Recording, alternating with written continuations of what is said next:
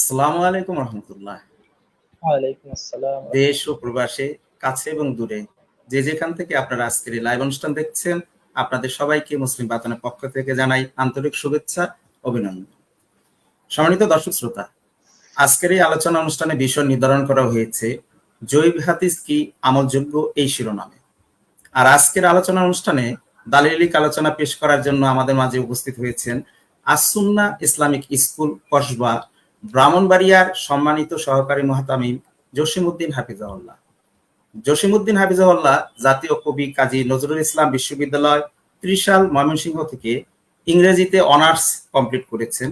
বর্তমানে তিনি শিক্ষকতার পাশাপাশি বিভিন্ন দাওয়াতি কাজে অংশগ্রহণ সহ আকিদা এবং বিভিন্ন ইখতিলাফি মাসালার বিষয়ে প্রচুর গবেষণা করছেন এবং ইখতিলাফি যে কোনো বিষয়ে বাহাস মুনাজারার জন্য যে কারো চ্যালেঞ্জ গ্রহণে তিনি প্রস্তুত রয়েছেন।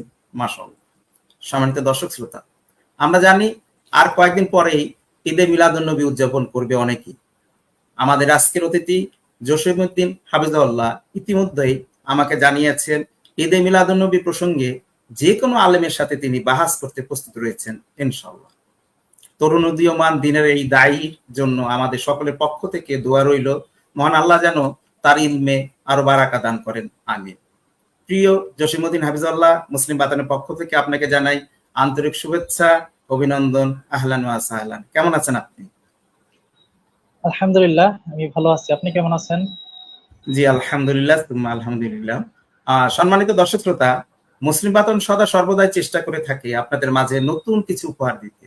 আমরা সত্য প্রচার করি, এই স্লোগান আমরা আমাদের বক্ষে ধারণ করে এবং মহান আল্লাহর উপরে সম্পূর্ণ আস্থা রেখে মুসলিম বাতনের প্রতিটি পর্ব আপনাদের জন্য আমরা উপস্থাপন করার চেষ্টা করি। জানি না আমরা কতটা সফল হচ্ছি, তবে মহান আল্লাহর উপরে রয়েছে আমাদের অগাধ বিশ্বাস।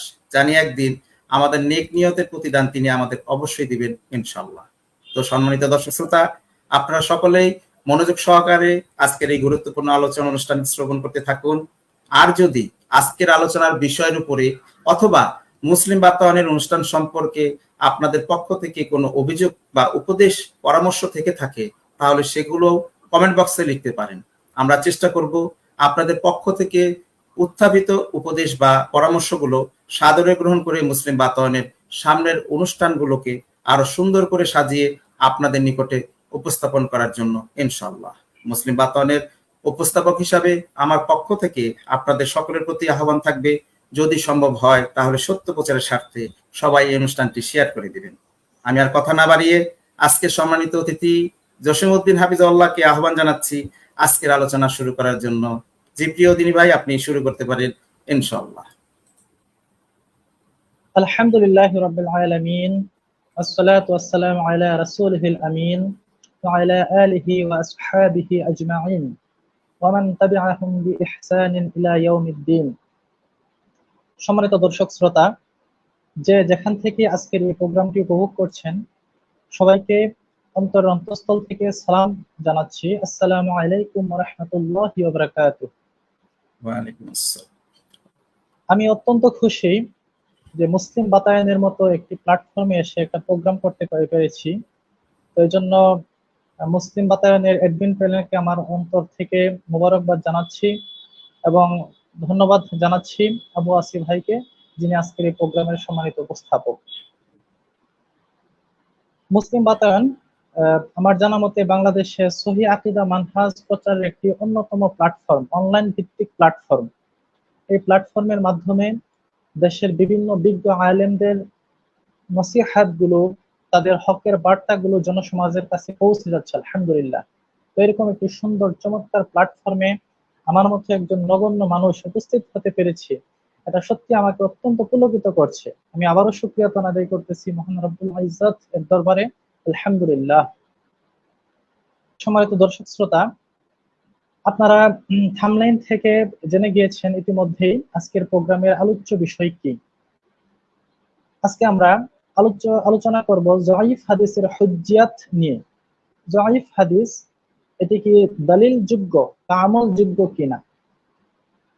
তো আমি এই বিষয় কেন নির্ধারণ করেছি আলোচনা করার জন্য, এই ব্যাপারে প্রথমে দু একটি সংক্ষিপ্ত কথা বলে নেই। আমার কাছে মনে হয়েছে বিষয়টি অত্যন্ত গুরুত্বপূর্ণ। আমরা যারা সহিভাবে কোরআন এবং সুন্নাহকে অনুসরণ করতে চাই, যখন আমরা সহি আমলের ভিত্তিতে জীবনকে সাজাতে চাই, যখন আমরা সব ধরনের মাযহাবী সংকীর্ণতার ঊর্ধ্বে উঠে বিদআত থেকে মুক্ত হয়ে যখন আমরা ইসলামের পরিশুদ্ধ রূপটিকে আঁকড়ে ধরে থাকতে চাই, তখন আমাদের মাযহাবী ভাইয়েরা কিছু উসুল দিয়ে আমাদেরকে আঘাত করেন। তারা নিজেদের মাযহাবকে টিকিয়ে রাখার জন্য, নিজেদের বিদআতি আমলগুলোকে বাঁচিয়ে রাখার জন্য কিছু উসুল আবিষ্কার করে নিয়েছে। তো এগুলোর মধ্যে অন্যতম একটা উসুল হচ্ছে যে আমলের ক্ষেত্রে, বিশেষ করে মুস্তাহাব আমলের ক্ষেত্রে যঈফ হাদিস গ্রহণযোগ্য। তারা এই উসুলটা দিয়ে তাদের অজস্র আমলকে চালিয়ে নিচ্ছে। আমরা যখন অনেক কষ্ট করে তাহকিকের পর তাহকিক করে একটা হাদিসকে যঈফ সাব্যস্ত করি এবং সেই যঈফ হাদিস থেকে বেঁচে থাকতে চাই, তখন তারা আমাদের সমস্ত অবদানকে, আমাদের সমস্ত মেহনতকে, শ্রমকে এক নিমিষে উড়িয়ে দেয় এই উসুলের মাধ্যমে। যে না, হাদিস যঈফ হয়েছে তো সমস্যা কি, এটা তো আমল করা যায়, যঈফ হাদিসের উপর আমল করা যায়। আমরা যে সময় দেশের আপামর জনসাধারণকে শিরিক বেদাত থেকে মুক্ত রাখার চেষ্টা করি, তাদের কাছে যখন সহিহ সুন্নাহ, সহিহ হাদিস এর ভিত্তিতে আমল করার ব্যাপারটা আমরা নিয়ে আসি, তাদেরকে যখন আমরা উৎসাহিত করি যে বিদআত থেকে বেঁচে থাকার জন্য, তাদেরকে যখন আমরা উৎসাহিত করি যে সহিহ হাদিস ভিত্তিক জিন্দেগি গড়ার জন্য, সব ধরনের জাল জয়ীফ হাদিস থেকে বেঁচে থাকার জন্য এই দাওয়াত যখন আমরা নিয়ে যাই, তখন এই ভাইয়েরা আমাদেরকে বাধা দেয় বা আটকে দেয়, এই কথা বলে যে হাদিস জয়ীফ হয়েছে তো সমস্যা কি। এবং আমি দেখেছি আহলে হক, আহলে সুন্নাত বা আহলে হাদিস উলামায়ে কেরাম যখন বিভিন্ন মাযহাবী ভাইদের সাথে বা বিদআতীদের সাথে বিভিন্ন বিষয় নিয়ে মুনাজারা করে, বাহাস বিতর্ক করে, যেমন সম্মিলিত মোনাজাত, নামাজের পরে সম্মিলিত মোনাজাত নিয়ে, তারপর হচ্ছে ধরেন শবে বরাতের আমল নিয়ে, এরকম বিভিন্ন বিদআতি বিষয়গুলোকে নিয়ে যখন বাহাস মুনাজারা করে, তখন বিদআতীরা বা মাযহাবীরা যে দলিলগুলো নিয়ে আসে, যখন আহলে হক আলেমরা এই মাযহাবীদের আমলগুলোকে জয়ীফ প্রমাণ করে, অনেক চেষ্টার পরে, অনেক কষ্টের পরে, তাহকিকের পর তাহকিক করে, একজন মুহাক্কিক মাত্রই জানে যে তাহকিক করে একটা হাদিসের শুদ্ধাশুদ্ধি নির্ণয় করা এটা কতটা কঠিন, সো টাফ ম্যাটার, এটা একজন মুহাক্কিক মাত্র বুঝতে পারে। এত সাধনা করে যখন তাদের হাদিসটাকে জয়ীফ প্রমাণ করে, তাদের আমলটাকে করা যাবে না বলে, তখন তার একটি কথা বলে উড়িয়ে দেয় যে না, জয়ীফ হাদিস হয়েছে তো সমস্যা কি, জয়ীফ হাদিস তো আমলযোগ্য, জয়ীফ হাদিস আমল করা যায়, মুস্তাহাব আমলগুলো জয়ীফ হাদিসের মাধ্যমে সাব্যস্ত হয়। এই কথা বলে তারা সমস্ত ক্রেডিট গুলোকে উড়িয়ে দেয়, সমস্ত সাধনাকে বরবাদ করে দেয়। এটা আমি নিজে ভুক্তভোগী। তো সেই কারণে আমি অনেকদিন ধরে আসলে চেষ্টা করতেছি যে এই জয়ীফ হাদিস যে আমলযোগ্য না, এই বিষয়ে একটা বিস্তারিত প্রোগ্রাম করার জন্য। এবং বিষয়টা আসলে অনেক আলোচনা সাপেক্ষ একটা বিষয়, দীর্ঘ আলোচনা সাপেক্ষ একটা বিষয়, গবেষণা লব্ধ একটা বিষয়, এবং তাহকিকি একটা বিষয়, যেটা আসলে গভীর পর্যবেক্ষণের দরকার। তো যাই হোক, আলহামদুলিল্লাহ, মুসলিম বাতায়নের মতো একটি জনপ্রিয় প্ল্যাটফর্মে আজকে এই গুরুত্বপূর্ণ টপিকটি নিয়ে আলোচনা করতে পারছি, এটাই আমি অত্যন্ত আনন্দিত বোধ করছি। এবং শেষ পর্যন্ত যাতে চমৎকার ভাবে আমি আমার প্রোগ্রামটা চালিয়ে যেতে পারি, আল্লাহর কাছে আমি তাওফিক কামনা করছি। মা তাওফিক ইল্লা বিল্লাহ। এবং আমি সহিহ আকীদা মানহাজের সমস্ত আলেম এবং মুনাজিরদেরকে আহ্বান করব, আপনারা যখন বিদআতীদের সাথে বা মাযহাবীদের সাথে যখন আপনারা কোনো বিষয় নিয়ে বাহাস মুনাজারা করবেন, আপনারা আগেই শর্ত দিয়ে নেবেন যে আমাদের সাথে কথা বলতে হলে শুধু সহিহ হাদিস ভিত্তিক কথা বলতে হবে, কোনো জয়ীফ দলিল দেওয়া যাবে না।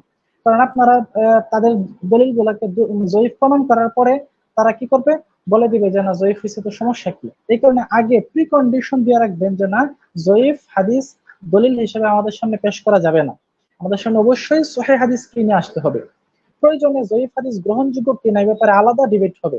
আপনারা আলাদা ডিবেট করে, আলাদা বাহাস করে এই উসুল আগে স্থির করেন যে না, আমরা জয়ীফ হাদিসের ভিত্তিতে কোনো আলোচনায় বসবো না, শুধুমাত্র সহিহ হাদিসের ভিত্তিতে আমরা আলোচনায় বসবো। মাসআলা কেন্দ্রিক বাহাস হওয়ার পূর্বে উসুল কেন্দ্রিক বাহাস হওয়া প্রয়োজন। উসুল যদি ঠিক হয়ে যায়, মাসআলা ক্লিয়ার হয়ে যাবে। অন্তত এই যে উসুলটা নিয়ে আজকে আলোচনা করবো যে জয়ীফ হাদিস আসলে হুজ্জাত কি না, এটা হুজ্জাত কতটুকু, এটা শরীয়তের ক্ষেত্রে হুজ্জাত হয় কিনা, এই মাসআলাটা, এই উসুলটা ক্লিয়ার হলে মোর দেন 50% মাসআলা এমনিতেই ক্লিয়ার হয়ে যাবে, যতটুকু আমি মনে করি। এই কারণে আমার পরামর্শ থাকবে, আপনারা মাসআলা কেন্দ্রিক ডিবেটে বসার আগে উসুল কেন্দ্রিক ডিবেটে বসেন, তাদের সাথে উসুলকে আগে ফিক্সড করেন, তারপর ওই উসুলের ভিত্তিতে মাসআলা কেন্দ্রিক ডিবেটে আসেন। এবং যে কোনো একটা মাসআলায় ডিবেট করার পূর্বে প্রি কন্ডিশন দিয়ে রাখবেন যে শুধু সহিহ হাদিসকে করতে হবে, কোনো জয়ীফ হাদিস উত্থাপন করা যাবে না, কারণ জয়ীফ হাদিসের পক্ষে আমরা নই। তো যাই হোক, আমার আলোচনা দীর্ঘায়িত করতে চাই না, যেহেতু সময় অনেক সংক্ষিপ্ত, আলোচনা অনেক অনেক লম্বা।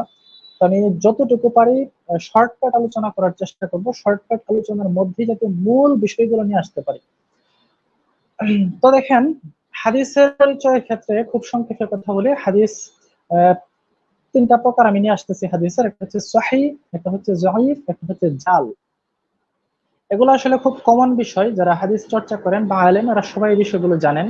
মুস্তালাহুল হাদিসের কিতাবাদি যারা পড়েছেন তারা সবাই বিষয়গুলো জানেন। এই কারণে এগুলো আর আমি রেফারেন্স ভিত্তিক আলোচনা করব না। যে বিষয়গুলো কমন আমরা সবাই জানি, এই বিষয়গুলোতে আমি কিতাবাদি রেফারেন্স টানবো না। সহিহ হাদিস, জয়ীফ হাদিস, জাল হাদিস। সহিহ হাদিস হচ্ছে একদম বিশুদ্ধতম হাদিস, বিশুদ্ধতার মানদণ্ড এটা পরিপূর্ণ উত্তীর্ণ সহিহ হাদিস। এর বিপরীতে হচ্ছে জাল হাদিস, যেটা 100% মিথ্যা, অর্থাৎ এটা হাদিস না, হাদিস যে না, এটা যে মিথ্যা, এটা বানোয়াট, এই ক্ষেত্রে 100% প্রমাণিত। তাহলে সহিহ হাদিস হচ্ছে 100% প্রমাণিত, যেটা রাসূলের হাদিস।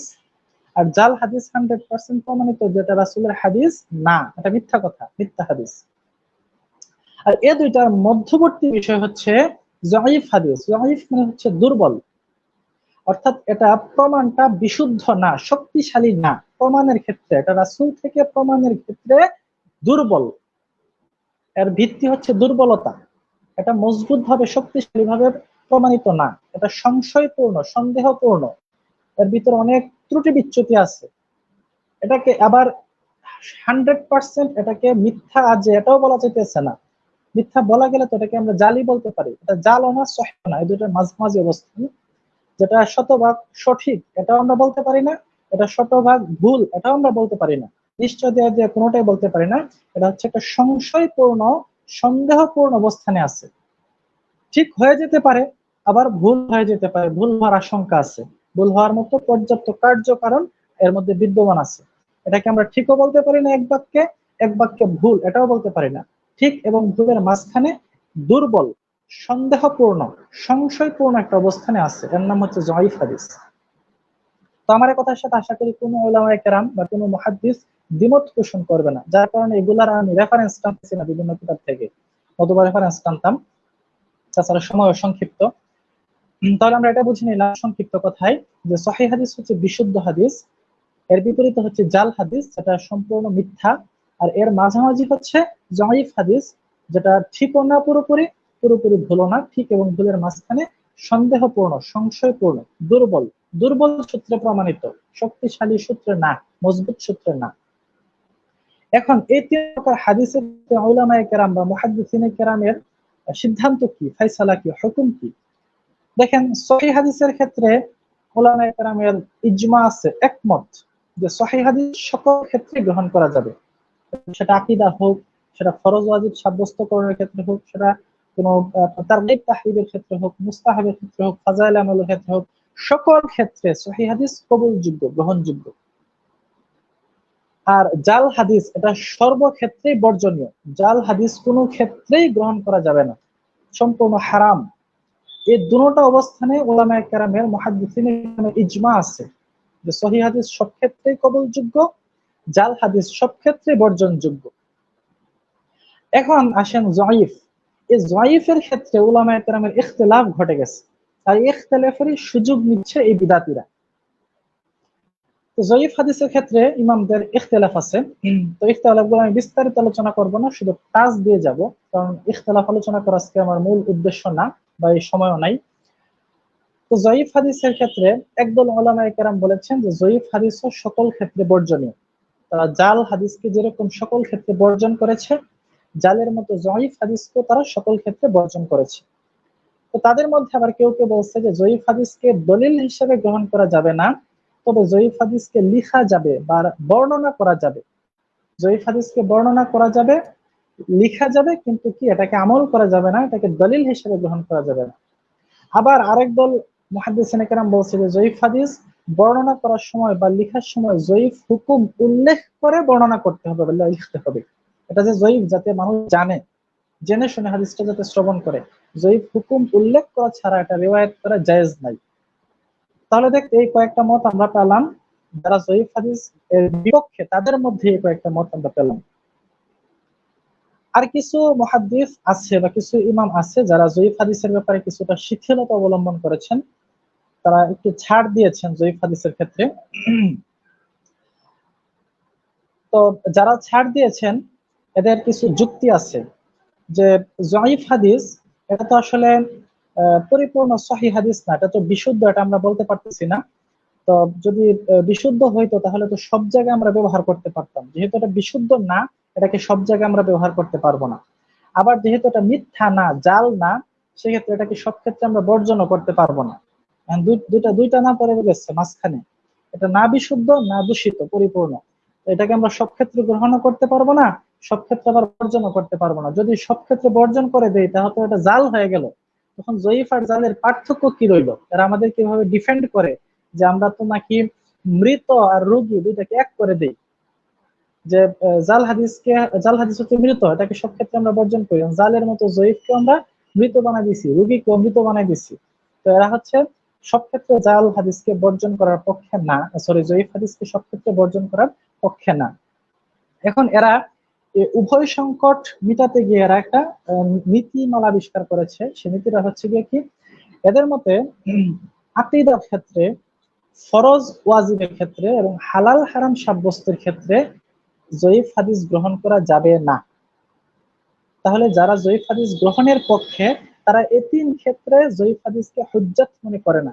আকীদার ক্ষেত্রে জয়ীফ হাদিস চলবে না, ফরজ ওয়াজিব সাব্যস্তের ক্ষেত্রে জয়ীফ হাদিস চলবে না, হালাল হারাম সাব্যস্তের ক্ষেত্রে জয়ীফ হাদিস চলবে না।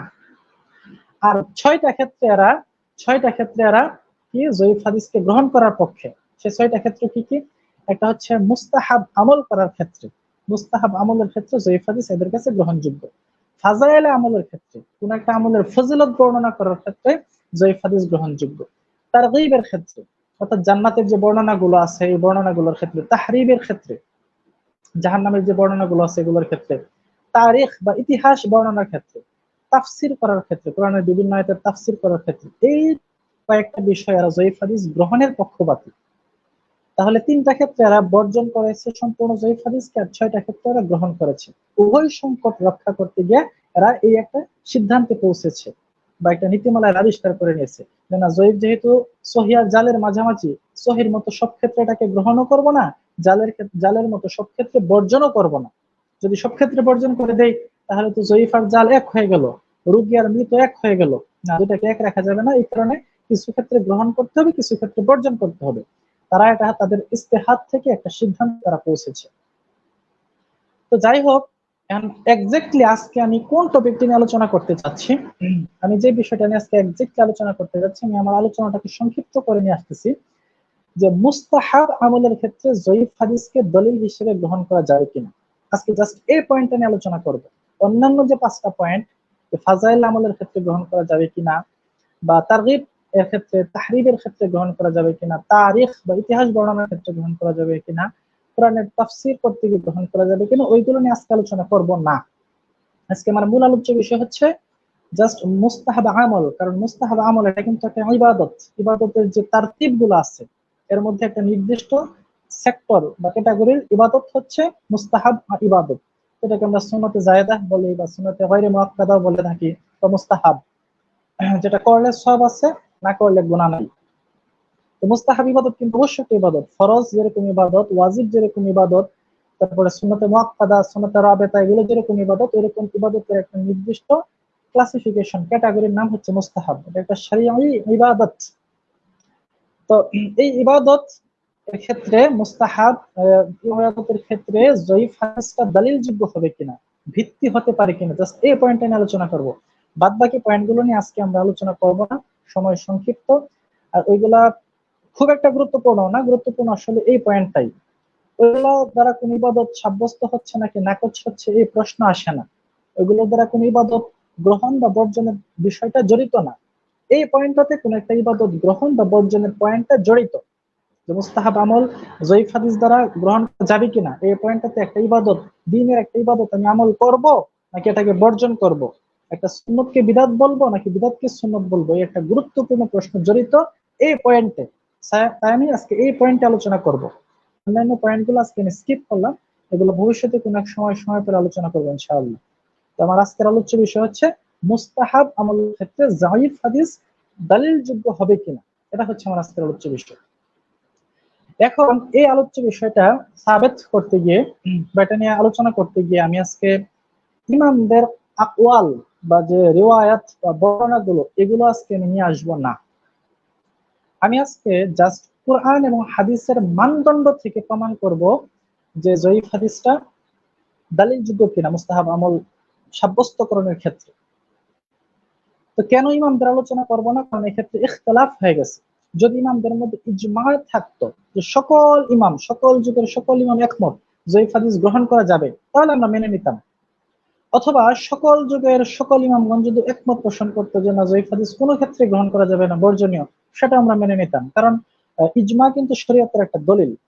আল্লাহ রাসূল সাল্লাল্লাহু আলাইহি ওয়াসাল্লাম বলেছেন, ইন্নাল্লাহা লা ইয়াজমাউ উম্মতি আলা দালালাহ, যে নিশ্চয় আল্লাহ আমার উম্মতকে দলালাহ তথা গুমরাহির উপরে ঐক্যবদ্ধ করবে না। তার মানে উম্মত যে ব্যাপারে ঐক্যবদ্ধ আছে সেটা কি হক, সেটা হক, সেটা আমাদের জন্য দালিল, ইজমা, প্রমাণিত ইজমা, দাবিকৃত ইজমা না। ইজমা কিন্তু আবার দুই ধরনের, একটা হচ্ছে প্রমাণিত ইজমা, একটা হচ্ছে দাবিকৃত ইজমা। বিভিন্ন ভুয়া বিষয়েও কিন্তু ইজমার দাবি করা হয়, কিন্তু ইতিহাসে এগুলোর ব্যাপারে ইজমা সাব্যস্ত হয় না, ইজমা কায়েম হয় নাই। তো যেহেতু যায়িফ হাদিসের ক্ষেত্রে উলামায়ে কেরামের ইখতিলাফ ঘটে গেছে, তো সেই ক্ষেত্রে ইখতিলাফ ঘটলে করণীয় কি? যদি উলামায়ে কেরামের ইজমা থাকতো তাহলে আমাদের কাছে ওই ইজমাটাই দলিল হয়ে যেত, আর এটাকে যাচাই বাছাইয়ের প্রয়োজন পড়তো না। যদি সকল উলামায়ে কেরাম, সকল মুহাদ্দিসিনে কেরাম একমত হইতো যে না জয়ীফ হাদিস গ্রহণ করা যাবে অথবা যাবে না, তাহলে আমাদেরকে আর কোনো যাচাই বাছাইয়ের দরকার পড়তো না, কারণ ইজমা শরীয়তের দলিল। এই যে ইবনে মাজার যে হাদিসটা আমি বললাম, ইন্নাল্লাহা লা ইয়াজমাউ উম্মতি আলা দালালাহ, যে আমার উম্মতকে আল্লাহ তাআলা গুমরাহির উপর পথভ্রষ্ট করবে না, হাদিসটা হচ্ছে ইজমার দলিল, ইজমা যে শরীয়তের হুজ্জত এর দলিল। তো তাই যেহেতু ইজমা নাই, ইখতিলাফ ঘটে গেছে, আর ইখতিলাফ ঘটলে করণীয় কি ওইটাও কিন্তু কোরআনে বলা আছে। সূরা নিসার 59 নম্বর আয়াতে বলা আছে, সবাই জানেন আমরা আয়াতটা, ফাইন তানাযাতুম ফি শাইইন ফারুদ্দুহু ইলাল্লাহি ওয়ার রাসূল ইন কুনতুম তুমিনুনা বিল্লাহি ওয়াল ইয়াউমিল আখির, যে যদি তোমরা কোনো বিষয়ে বিবাদে লিপ্ত হয়ে যাও, ফাইন তানাযাতুম ফি শাইইন, যদি তোমাদের মধ্যে কোনো বিষয়ে তানাজা বা মতানৈক্য দেখা দেয়, মতবিরোধ দেখা দেয়, ফারুদ্দুহু, এটাকে তোমরা ঘুরিয়ে দাও ইলাল্লাহি, আল্লাহর দিকে, ওয়ার রাসূল, এবং রাসূলের দিকে। আল্লাহর দিকে ঘুরিয়ে দেওয়ার অর্থ হচ্ছে কোরআন থেকে ফয়সালা নাও, রাসূলের দিকে ঘুরিয়ে দেওয়ার অর্থ হচ্ছে হাদিস থেকে, সুন্নাত থেকে ফয়সালা নাও। ইন কুনতুম তুমিনুনা বিল্লাহি ওয়াল ইয়াউমিল আখির, যদি তোমরা আল্লাহর উপরে এবং আখিরাতের উপরে বিশ্বাসী হয়ে থাকো। তার মানে ঈমান দাঁড় হওয়ার জন্য একটা শর্ত যে ইখতিলাফি বিষয়ে কোন একটা সাইডে চলে যাওয়া যাবে না। যে একটা বিষয় নিয়ে আলেমদের মধ্যে ইখতিলাফ ঘটে গেছে, আমি যে কোনো একটা বিষয়কে আগে চুজ করে নিছি যে আমি ওই বিষয়টাকে অ্যাকসেপ্ট করব, ওই বিষয়ে যে সমস্ত ইমাম রায় দিয়ে দিচ্ছে আমি ঠাস ঠাস করে এদের রায় গ্রহণ করলাম। অথবা কিছু ইমামকে আমি চুজ করে রাখলাম যে এরা যখন যে মতবাদ দিবে ওইটা আমি সবসময় গ্রহণ করব। অর্থাৎ নির্দিষ্ট ইমামদেরকেও চুজ করা যাবে না, নির্দিষ্ট আমলকেও চুজ করা যাবে না, নিরপেক্ষভাবে আমাকে কোরআন সুন্নাহর মানদণ্ডে বিচার করতে হবে। আসহ, অধিক সহি মত কোনটা, অধিকতর বিশুদ্ধ মত কোনটা, ওইটাকে আমাকে শক্তভাবে ধরতে হবে। এটা হচ্ছে ইখতিলাফের ক্ষেত্রে সবচেয়ে মজবুত নীতি, অকাট্য নীতি। যে কোনো বিষয়ে ইখতিলাফ ঘটলে কোরআন সুন্নাহর মানদণ্ডে সেটাকে নিরপেক্ষভাবে যাচাই করে দেখা যে কোনটা অধিকতর বিশুদ্ধ মত, সেটা গ্রহণ করা। যালিকা খায়রু ওয়া আহসানু তা'ওয়িলা, এটাই হচ্ছে খায়ের, কল্যাণের বিষয় এবং পরিণামের দিক থেকে উত্তম। আল্লাহ তাআলা বলতেছেন সূরা শুরা এর 10 নম্বর আয়াতে আল্লাহ তাআলা বলতেছেন, ওয়া মাখতালাফতু ফীহি মিন শাইইন ফাহুকমুহু ইলাল্লাহ, তোমাদের মধ্যে যদি কোনো বিষয়ে ইখতিলাফ ঘটে থাকে তাহলে আল্লাহর কাছ থেকে হুকুম নাও, মানে কি কোরআনের কাছ থেকে তোমরা কি করো, ফয়সালা গ্রহণ করো। তাহলে আমরা দেখলাম তো যেহেতু ইজমা নাই এই ক্ষেত্রে, আমাদের ইখতিলাফ ঘটে গেছে মুহাদ্দিসিনে কেরামের, তো সেই ক্ষেত্রে আমরা নির্দিষ্ট কিছু মুহাদ্দিসকে চুজ করব না যে আমি সবসময় ইমাম বুখারী যেটা বলে সেটাই মানবো, অথবা সবসময় ইমাম যাহাবি যেটা বলে সেটাই মানবো, অথবা সবসময় ইবনে হাজার যেটা বলে সেটাই মানবো, বা সবসময় ধরেন ইমাম তাহাবি যেটা বলে সেটাই মানবো, এরকম না। কোনো নির্দিষ্ট কয়েকজন ইমামকে আমি চুজ করলাম, এরা সবসময় যে মতবাদ দেয় এটাই মানবো, এরকমও না। আবার নির্দিষ্ট কোনো একটা উসুলকে চুজ করে নেওয়া যাবে না যে এটা কি আমি মানবো, এটা যেই মামি বলুক না কেন। না, কোরআন সুন্নাহর মানদণ্ডে নিরপেক্ষভাবে যাচাই করে দেখতে হবে যে কোনটা আসহ, কোনটা অধিকতর সহিহ, ওটাকে রিসিভ করতে হবে, গ্রহণ করতে হবে। তো যাই হোক, তাহলে আমি আশা করি আমার আলোচ্য বিষয়টাকে আমি ফুটিয়ে তুলতে পেরেছি দর্শক মন্ডলীর সামনে। যে আমি আজকে আলোচনা করব যে পয়েন্টটাতে, সেটি হচ্ছে মুস্তাহাব আমল সাব্যস্তের ক্ষেত্রে জয়ীফ হাদিস দালিল কিনা, এবং এই বিষয়টা আমি প্রমাণ করব কোরআন সুন্নাহর মানদণ্ডে। এক্ষেত্রে আমি আসলে ইমামদের আকওয়াল গুলো আজকে আনবো না, আনার সময় নাই। যে কোন কোন ইমাম জয়ীফ হাদিস গ্রহণের পক্ষে মত দিয়েছেন, কোন কোন ইমাম বিপক্ষে মত দিয়েছেন, এগুলো আমি আলোচনা করব না। ডজন ডজন ইমাম আছে, কৌল মৌজুদ আছে যেগুলা তারা জয়ীফ হাদিস বর্জনের পক্ষে। আজকে আমি সেগুলো আনবো না, ইমামদের কৌল গুলাকে আমার পক্ষে আনবো না, কারণ ইমামের কৌলের বিপক্ষে তারাও ইমামের কৌল দেখাবে, এটাই সত্য। তো ইমামের কৌল আজকে নিয়ে আসবো না, আর সময় অসংক্ষিপ্ত নিয়ে আসা যাবে না। শুধুমাত্র আমি কোরআন সুন্নাহর মানদণ্ডে সাহাবায়ে কেরামের আদর্শের আলোকে, সাহাবায়ে কেরামের মানহাজের আলোকে আমি বিষয়টাকে স্পষ্ট করার চেষ্টা করব। যদি কোরআন দ্বারা, সুন্নাহ দ্বারা, সাহাবায়ে কেরামের মানহাজ দ্বারা, তাদের আদর্শ দ্বারা একটা বিষয় স্পষ্ট হয়ে যায়, তো সেই বিষয়টা মেনে নিতে আমাদের সমস্যা কোথায়? আশা করি নিরপেক্ষ মনের অধিকারী যারা আজকে আলোচনা থেকে ইলমের খোরাক পাবে, ফায়দা পাবে, এবং হক কোনটা সেটা বুঝতে পারবে ইনশাআল্লাহ। ইনশাআল্লাহ। তা আমি আমার আজকের এই যে আলোচনাটা, সেটাকে আমি 10টা পয়েন্টে আলোচনা করব। যে জয়ীফ হাদিস, আমার দাবি হচ্ছে জয়ীফ হাদিস মুস্তাহাব আমলের ক্ষেত্রে হুজ্জত না। জয়ীফ হাদিস দিয়ে মুস্তাহাব আমলকে সাবিত করা যাবে না, প্রমাণ করা যাবে না। এই মর্মে আমি 10টা পয়েন্ট উল্লেখ করব, এবং সেই 10টা পয়েন্ট ধরে ধরে আমি আলোচনা করব। এবং যারা জয়ীফ হাদিস গ্রহণের পক্ষে আছেন, তাদের কাছে আমার দাবি থাকবে আপনারা এই 10টা পয়েন্টের জবাব দিবেন, শারঈ জবাব দিবেন, কোরআন সুন্নাহ থেকে জবাব দিবেন। তো 10টা পয়েন্টের আমি আলোচনা শুরু করি। আল্লাহ তাআলা আমাকে শেষ পর্যন্ত আলোচনা ইনশাআল্লাহ। চালিয়ে নেওয়ার তৌফিক দান করুক। ওমা তাওফীকি ইল্লা বিল্লাহ। আমিন। ইনশাআল্লাহ। 1 নাম্বার যে পয়েন্ট, যারা জয়ীফ হাদিসকে আমলযোগ্য মনে করে তাদের পক্ষে কোরআন সুন্নাহ থেকে কোনো দলিল নাই। আপনি লিখে নিতে পারেন, যারা জয়ীফ হাদিসকে আমলযোগ্য মনে করে তাদের পক্ষে কোরআন সুন্নাহ থেকে কোনো দলিল নাই, গ্রহণযোগ্য একটি দলিলও তারা পেশ করতে পারে না। শুধুমাত্র তারা কিছু ইমামের কৌল পেশ করে। আপনি যখন বলবেন যে জয়ীফ হাদিস গ্রহণ করা যাবে না, তারা বলবে অবশ্যই জয়ীফ হাদিস গ্রহণ করা যাবে নফল আমলের ক্ষেত্রে। গ্রহণ যে করা যাবে প্রমাণ কি? প্রমাণ হচ্ছে কিছু ইমামের বক্তব্য, এই ইমাম এই বলছেন, এই ইমাম এই বলছেন, এই ইমাম এই বলছেন, ইমামদের বক্তব্য। ইমামদের বক্তব্য ছাড়া সরাসরি কোরআন সুন্নাহর কোনো নস থেকে তারা কোনো দলিল এই উসুলের পক্ষে দেখাতে পারবে না। চ্যালেঞ্জ দিলাম ইনশাআল্লাহ। এবং ইমামদের বক্তব্য যে নকল করে, এই ক্ষেত্রে তারা শঠধার, প্রতারণার আশ্রয় নেয়, মূর্খতার আশ্রয় নেয়। মুস্তাহাব আমলের ক্ষেত্রে জয়ীফ হাদিস গ্রহণযোগ্য হুবহু এই ধরনের কৌল আছে হাতে গোনা কয়েকজন ইমামের। এরা বেশিরভাগ ক্ষেত্রে ফাজাইলে আমলের যে কৌলগুলো, সেগুলো নিয়ে এসে প্রমাণ করে মুস্তাহাব আমল করা যাবে। ইসবাতে আ'মাল এবং ফাদাইলুল আ'মাল, এই দুটার পার্থক্য এরা নিজেরাও বুঝে না, অথবা জনগণকে বুঝাইতে চায় না। হ্যাঁ, অনেক আলেম আছে, অনেক মুহাদ্দিস আছে যারা ফাজাইলে আমলের ক্ষেত্রে জয়ীফ হাদিসের ক্ষেত্রে একটি উদাহরণীতি অবলম্বন করেছেন। যে কোনো একটা আমল, প্রমাণিত প্রতিষ্ঠিত আমল, সহিহ সুন্নাহ দ্বারা, সহিহ হাদিস দ্বারা প্রমাণিত একটা আমল, এই আমল সম্পর্কে কোন একটা ফজিলত বর্ণনা করা হচ্ছে, ওই ফজিলতটা জয়ীফ। ফজিলত সংক্রান্ত হাদিসটা জয়ীফ, আমল সংক্রান্ত হাদিসটা না। আমলের প্রামাণিকতার হাদিস না, আমলের প্রামাণিকতা মজবুত ভিত্তির উপরে, সহিহ হাদিসের উপরে। আমলের ভিত্তি সহিহ, কিন্তু এই সহিহ আমলের অসংখ্য ফাজাইল আছে, ফজিলত আছে, কোন একটা ফজিলত জয়ীফ হাদিস নির্ভর। তো এই ক্ষেত্রে তারা বলছে যে এটা ওই ফজিলত সত্য হইলেও তো আমল করা লাগবে, আর ওই ফজিলত না হইলেও তো আমল করা লাগবে, আমল তো সহিহ। সেক্ষেত্রে জয়ীফ হাদিসটা রিওয়ায়াত করা যেতে পারে। ওই ফাজাইল আমলের ক্ষেত্রে জয়ীফ হাদিস গ্রহণযোগ্য, এই মর্মে কিছু উলামায়ে কেরামের কৌল আছে। এগুলোকে এরা নিয়ে এসে বলে যে মুস্তাহাব আমলের ক্ষেত্রে কি করা যায়, যে জয়ীফ হাদিসকে গ্রহণ করা যায়। মুস্তাহাব আমল প্রমাণের ক্ষেত্রে জয়ীফ হাদিস গ্রহণ করা যায়, এটা তারা বলে নাই। বিশুদ্ধ হাদিস দ্বারা প্রমাণিত কোন একটা আমল, এর ফাজাইলটা বর্ণনা করা যায় জয়ীফ হাদিস থেকে। ফাজাইলে আমল একটা, আর ইসবাতে আমল একটা হচ্ছে আমলের প্রামাণিকতা, আর একটা হচ্ছে প্রামাণিক বা প্রমাণিত আমলের কোন একটা ফজিলত বর্ণনা। দুটো সম্পূর্ণ দুই বিষয়। তো এরা করে কি, ওই ফাজাইলে আমলের পক্ষে যে ইমামদের মতগুলো আছে, এগুলোকে নিয়ে এসে মুস্তাহাব আমলটাকে সাবেত করতে চায়, প্রমাণিত করতে চায়। মুস্তাহাব আমল এর পক্ষে, মুস্তাহাব আমল জয়ীফ হাদিস দ্বারা গ্রহণ করা যায় এই পক্ষে খুব অল্প সংখ্যক কয়েকজন ইমাম মত দিয়েছেন।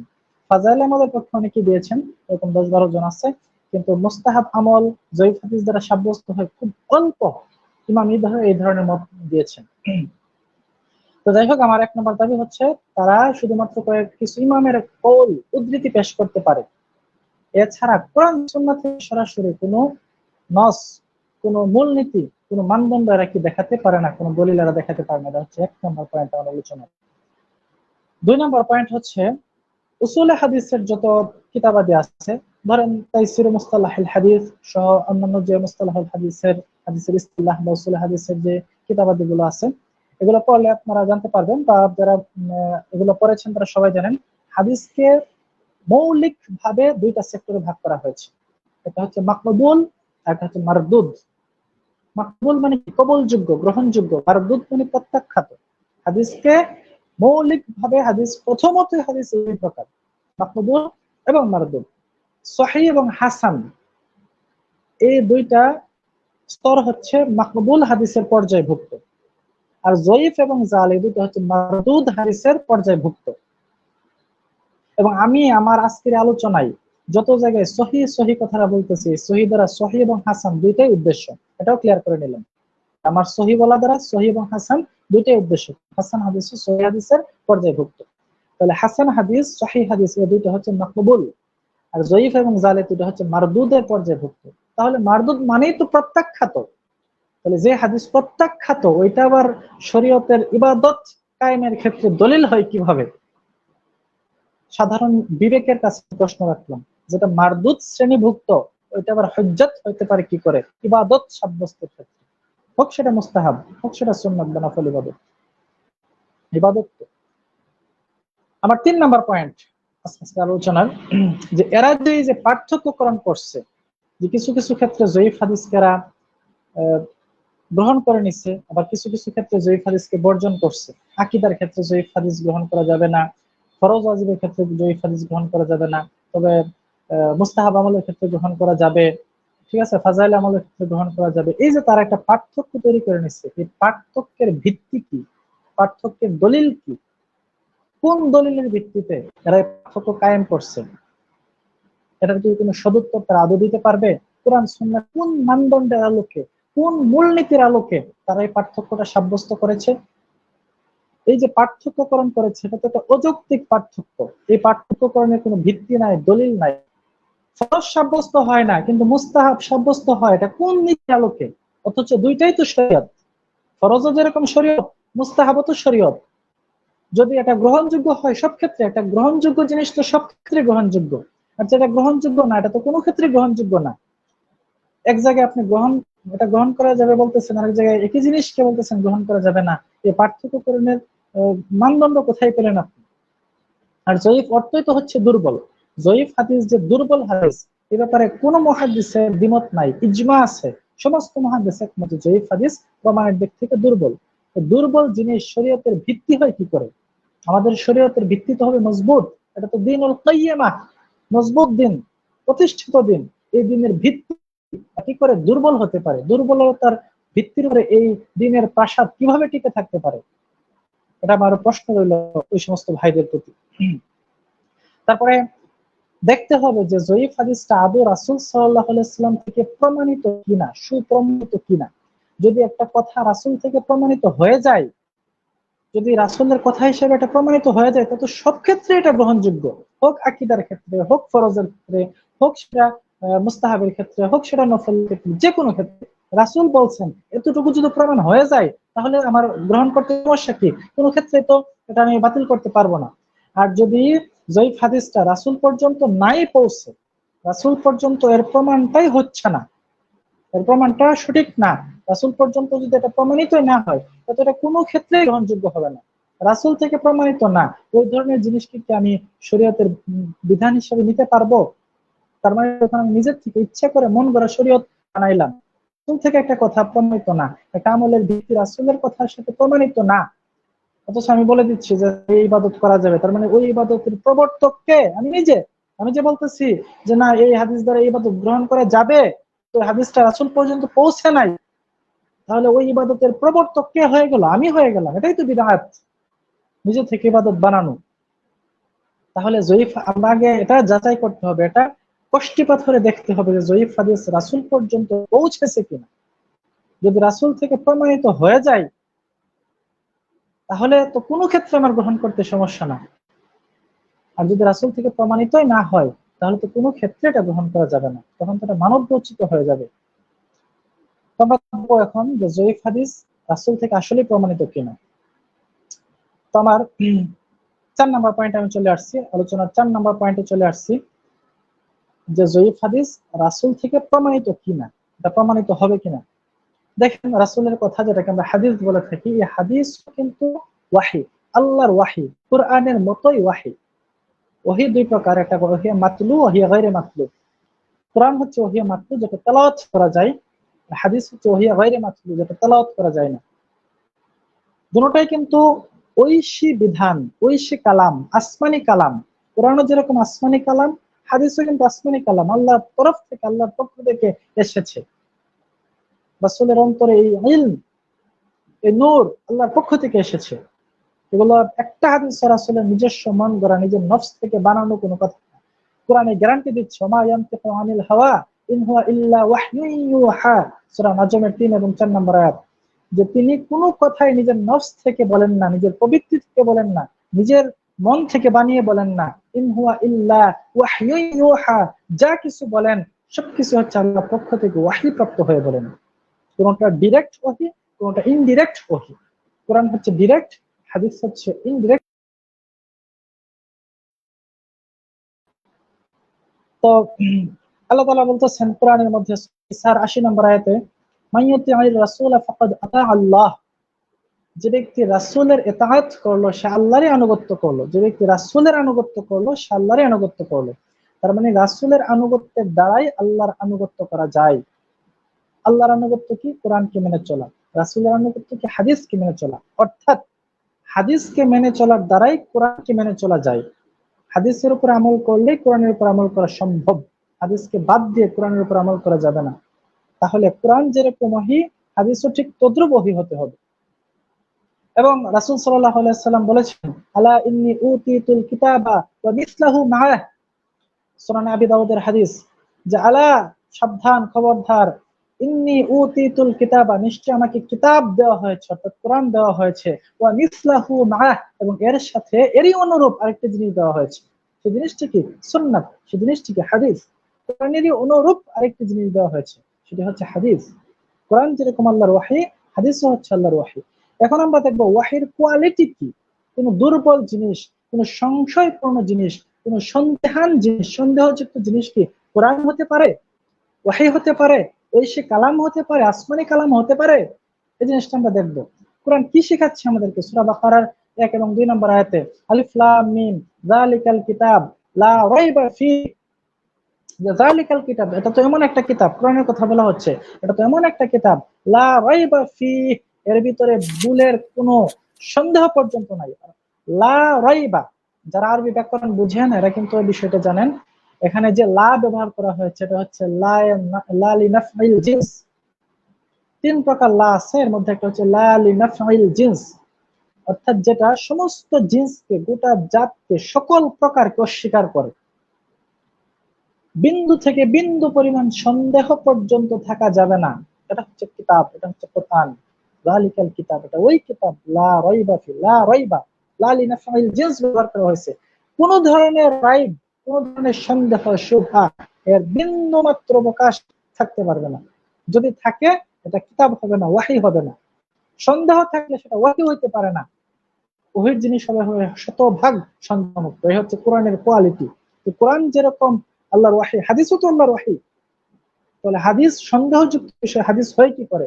সন্দেহযুক্ত বিষয় যদি কোরআন না হইতে পারে, ওহির কালাম না হইতে পারে, সন্দেহযুক্ত বিষয়, দুর্বল বিষয়, সংশয়পূর্ণ বিষয়, এটা হাদিস হিসেবে সাব্যস্ত হয় কি করে? এটা রাসূল থেকে প্রমাণিত হয় কি করে?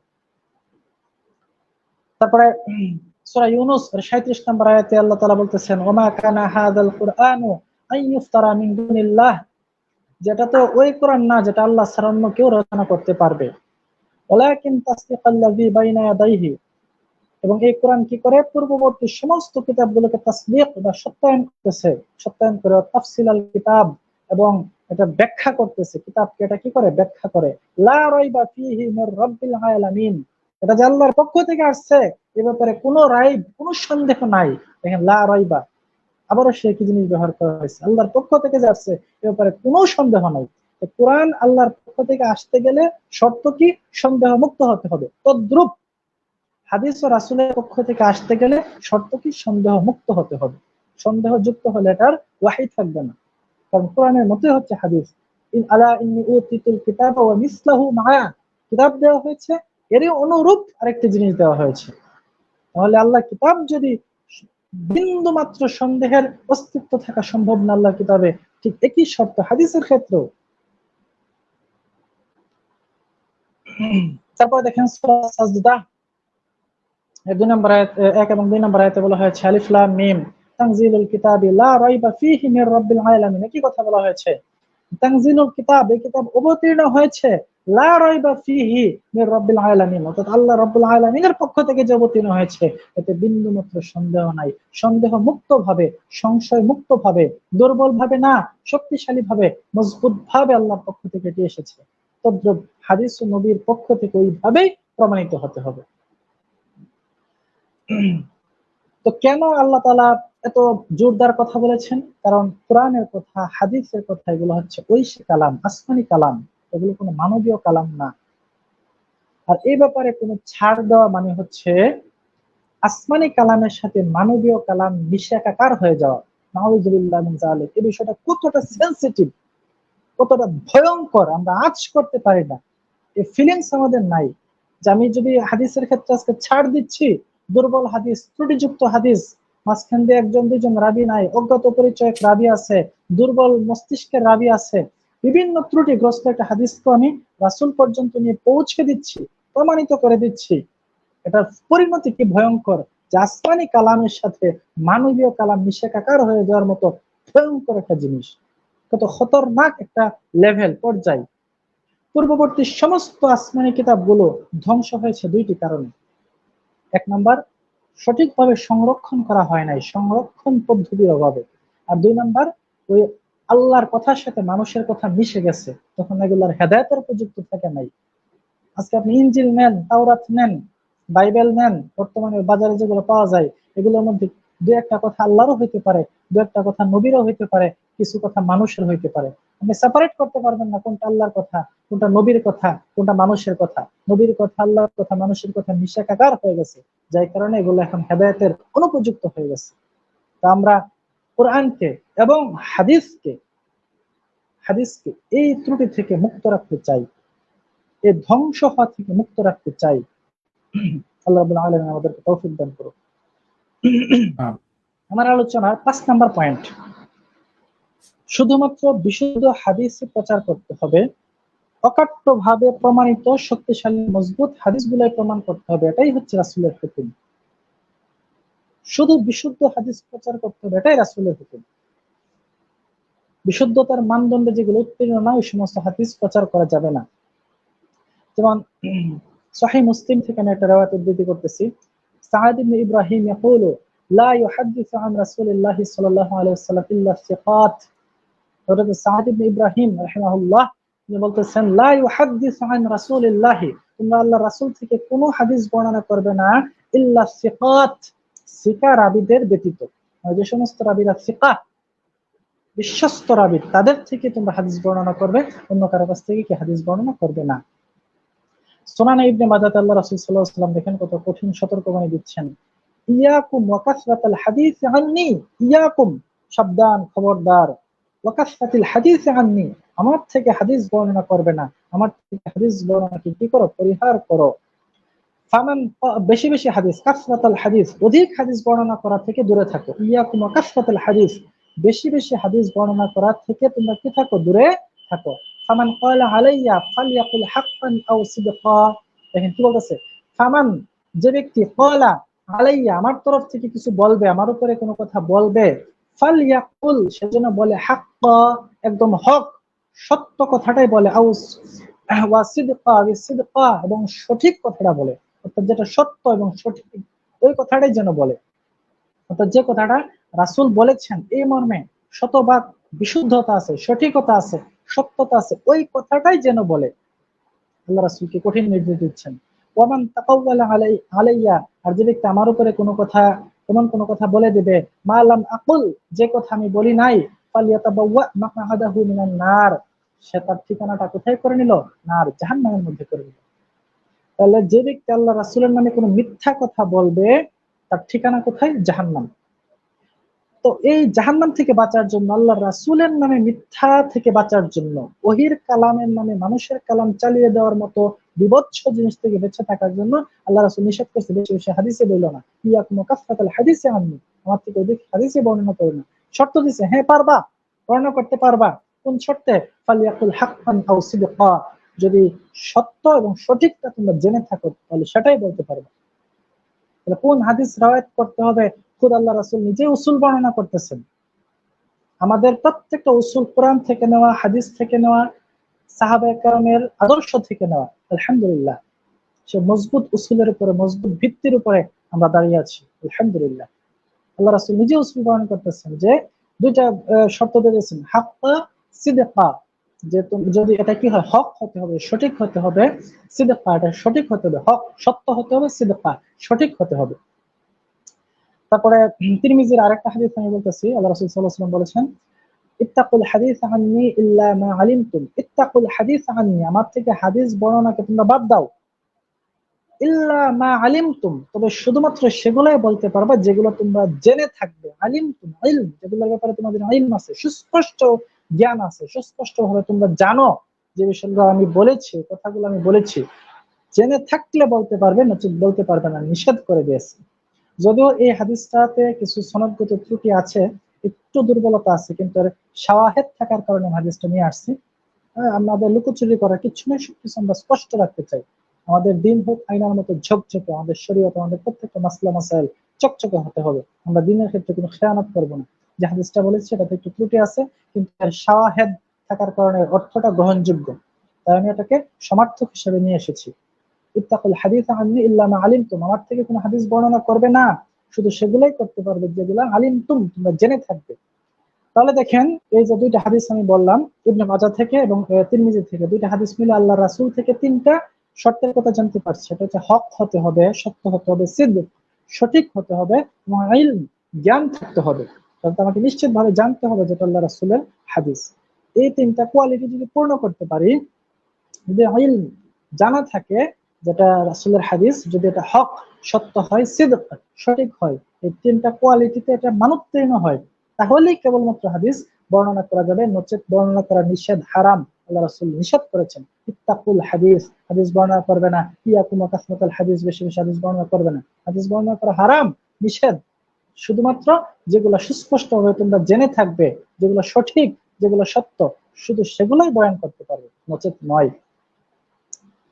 তারপরে আরেকটা হাদিস আমি নিয়ে আসতেছি, আলাইকুম বিকিতাবিল্লাহ, আল্লাহ সাল্লাল্লাহু আলাইহি ওয়াসাল্লাম বলতেছেন, তোমরা আল্লাহর কিতাবকে মজবুত ভাবে ধারণ করো। ওয়াসাতারজিউনা ইলা কওমিন, তোমাদের মধ্যে শীঘ্রই এমন একটা কওম, এমন একটা জাতি, এমন কিছু লোক আসবে, ইউহিব্বুনাল হাদিস আননি, তারা আমার থেকে হাদিস বর্ণনা করতে ভালোবাসবে, তারা বেশি বেশি হাদিস বর্ণনা করতে চাইবে। আও কালিমাতান তুশবিহুহা, অথবা হাদিসের মতো কিছু কথা এরা কি বলতে চাবে। ফামান হাফিজা শাইআন ফালিউহাদ্দিস বিহি, দেখেন কি শর্ত লাগাইছে, ফামান হাফিজা, একটা শর্ত আমরা পেলাম, যার ভালোভাবে মুখস্থ আছে সেই কি করতে পারবে, ফালিউহাদ্দিস বিহি, সেই যেন কি করে, হাদিস বর্ণনা করে। হাদিস বর্ণনা করার জন্য আল্লাহ রাসূল কি শর্ত দিয়েছে, হাদিসের হিফজ সঠিক থাকতে হবে। যাদের স্মরণ শক্তি খারাপ, স্মৃতিশক্তি খারাপ, অথবা স্মৃতি ইখতিলাত ঘটেছে, নষ্ট হয়ে গেছে, এই ধরনের রাবির রেওয়ায়াত কখনোই দলিলযোগ্য হতে পারে না, জয়ীফ রেওয়ায়াতগুলো কখনোই দলিলযোগ্য হতে পারে না। ওমান ক্বালা আলাইয়া মা লাম আকুল, এবং যে ব্যক্তি এমন কোনো কথা বলবে যেগুলো আমি বলি নাই, ফালিয়াতাবাওয়া মাকআদাহু আলান নার, সে তার স্থান কোথায় করে নিল, জাহান্নামে করে নিল। দেখেন এই সতর্কবাণী বারে বারে আসতেছে বিভিন্ন হাদিসে, যে ব্যক্তি মিথ্যা বলে ফেললো, ইচ্ছাই হোক অনিচ্ছাই হোক, জেনে হোক না জেনে হোক, মিথ্যা বলে ফেললো, তার মানে তার ঠিকানা কোথায়, জাহান্নাম। এই কারণে অনিচ্ছাকৃত ভুল থেকে, অনিচ্ছাকৃত ভাবে জাহান্নামী হয়ে যাওয়ার থেকে বেঁচে থাকার জন্য সর্বোচ্চ সতর্ক থাকার জন্য আল্লাহ রাসূল বলতেছে। তাহলে দেখেন, হিফজ, সঠিক হিফজ থাকতে হবে, ইলম থাকতে হবে, সিদক থাকতে হবে, হক হতে হবে। এইরকম গুণে গুণান্বিত যে হাদিসগুলো, এগুলো রিওয়ায়াত করা যাবে। আল্লাহ রাসূল এগুলোর পারমিশন দিয়েছেন, নচেত বর্ণনা করা যাবে না। তো আমার 5টা পয়েন্ট শেষ করলাম। তো 5 নম্বর পয়েন্ট আমি কি বললাম, যে আল্লাহ রাসূল কি কি শর্ত সাপেক্ষে তার হাদিস বর্ণনা করার অনুমতি দিয়েছেন, এগুলো নিয়ে আলোচনা করলাম। 6 নম্বর যে পয়েন্ট, সাহাবীদের আদর্শ কি ছিল, আমরা সেটা নিয়ে একটু আলোচনা করব। হাদিস বর্ণনা করার ক্ষেত্রে, হাদিস আমল করার ক্ষেত্রে তাদের আদর্শ কি ছিল। তো আমরা জানি নাম পরিচয় সহ প্রায় 10,000 সাহাবীর নাম ইতিহাসের পাতায় আমরা জানতে পারি, অথচ হাদিস বর্ণনাকারী সাহাবীদের সংখ্যা মাত্র 1,500 সামথিং। এত কম কেন? এত কম? সাহাবীরা ভয়ে থাকতেন যে আল্লাহ রাসূলের কথা হাদিস আমি বলবো, না জানি আমার মনের অজ্ঞাত সারে কোথাও আমি ভুল করে ফেলি, আল্লাহ রাসূল বলেন না এই ধরনের কোনো কথা আমি বলে ফেলি। এই ভয়ে, জাহান্নামী হয়ে যাওয়ার এই ভয়ে, এই প্রবল ভয়ে তার হাদিস বর্ণনা থেকে দূরে থাকতেন। এবং এই যে মাত্র 1,500 সাহাবী আছে যারা হাদিস বর্ণনা করেছেন, এদের মধ্যে অধিকাংশ সাহাবীর বর্ণিত হাদিসের সংখ্যা 1 থেকে 30। একটা হাদিস থেকে 30টা হাদিস বর্ণনা করছেন এই ধরনের সাহাবীর সংখ্যাই সবচেয়ে বেশি। 100-র অধিক হাদিস বর্ণনা করছেন এই ধরনের সাহাবীর সংখ্যা মাত্র 38 জন। তাদের মধ্যে 31 জন সাহাবী কয়েকশো হাদিস বর্ণনা করছে, মাত্র 7 জন সাহাবী 1000-এর অধিক হাদিস বর্ণনা করছে। এই যে ভয়, জাহান্নামী হয়ে যাওয়ার ভয়, আল্লাহ রাসূলের নামের সাথে মিথ্যা সংযুক্ত হয়ে যাওয়ার যে ভয়, এই ভীতি থেকে, এই ভীতির প্রাবল্যে তারা হাদিস বর্ণনা থেকে দূরে থাকতো।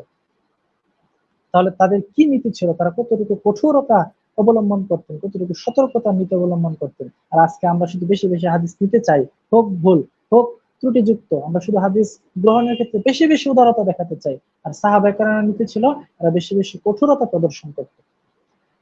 তো আচ্ছা ভাই, 1 মিনিট আপনার সময় নিচ্ছি, আমি 1 মিনিট সময় চেয়ে নিচ্ছি। যে এরই ফাঁকে আমাদের মাঝে যুক্ত হয়েছেন আমাদের প্রিয় দিনী ভাই ব্রাদার রাহুল হোসেন। আপনি আপনার কথা শুনছেন, আমাদের মাঝে যুক্ত হয়ে গেছেন। জি জি, ব্রাদার রাহুল হোসেন ভাই, আসসালামু আলাইকুম রাহমাতুল্লাহ, কেমন আছেন ভাইজান? শুনতে পাচ্ছেন? ওয়ালাইকুম আসসালাম ওয়া রাহমাতুল্লাহি ওয়া বারাকাতুহু। জি, আমাকে শোনা যাচ্ছে? জি, স্পষ্ট শুনতে পাচ্ছি ভাইজান।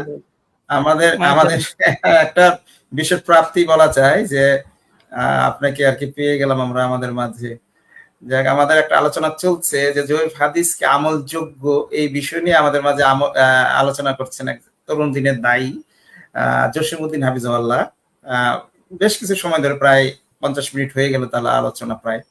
তা শেষ মুহূর্তে আপনি এসে যুক্ত হলেন, এটা আমাদের জন্য বোনাসই বলা যাবে। যে আলহামদুলিল্লাহ, আল্লাহ আমাদের অনুষ্ঠানকে যেন আরো গর্বিত করে দিলেন যে আপনার মাধ্যমে ইনশাআল্লাহ। তো জি, ব্রাদার রাহুল হোসেন হাফিজাহুল্লাহ, আপনি চাইলে কিছু বলতে পারেন, না জসিমউদ্দিন ভাইয়ের আলোচনা আমরা শুনবো ইনশাআল্লাহ, আপনি বলতে পারেন। জি জি জি, আমি ছোট্ট কয়েকটা পয়েন্ট শুধু যুক্ত করব। শেখ জসিমউদ্দিন হাফিজাহুল্লাহ অনেক চমৎকার ভাবে ইলমি তিনি কোরআন এবং হাদিসের আলোকে তিনি সহিহ হাদিস কেন গ্রহণ করতে হবে, যায়েফ কেন গ্রহণ করা যাবে না, খুব গভীর জ্ঞানগর্ভ আলোচনা করছিলেন। তো আমি জাস্ট একটা নুকতা এখানে যুক্ত করব।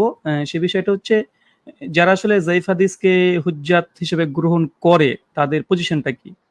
শেখ প্রথমে মানে হালকা করে বলেছেন। তো মূল কথা হচ্ছে যে তারা যে সমস্ত যায়েফ হাদিসকে গ্রহণ করে এমনটাও নয়। তারা বলে যে শুধুমাত্র ফজিলতের ক্ষেত্রে আমরা যায়েফ হাদিসকে গ্রহণ করি, 1, 2 তারিখ ইতিহাস বর্ণনার ক্ষেত্রে আমরা যায়েফ হাদিস গ্রহণ করি। এই দুটোকে খুব জোর দেয়। একটা হচ্ছে ফজিলতের ক্ষেত্রে, আর একটা হচ্ছে ইতিহাস গ্রহণ বর্জনের ক্ষেত্রে যায়েফ হাদিসকে তারা গ্রহণ করে।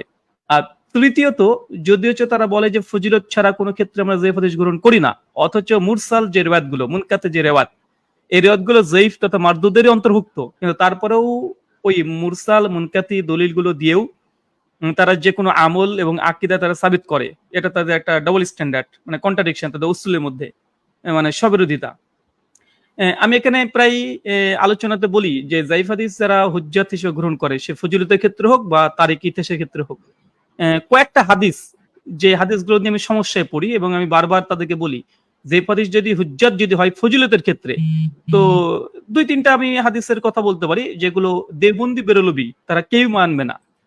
একটা উদাহরণ দিয়ে দেখেন, যেমন ফজিলতের ক্ষেত্রে যে হাদিস হুজ্জাত, তো এই ফজিলতের ব্যাপারে একটা হাদিস আছে যে আল্লাহ নবী সাল্লাল্লাহু আলাইহি সাল্লামের নাম যখন শোনা হবে তখন চোখে চুম্বন করতে হবে, এবং এই ব্যাপারে আবু বকর রাদিয়াল্লাহু তাআলা আনহু থেকে হাদিস বর্ণনা আছে, এবং খিজির আলাইহিস সালামের একটা আমল প্রমাণিত আছে।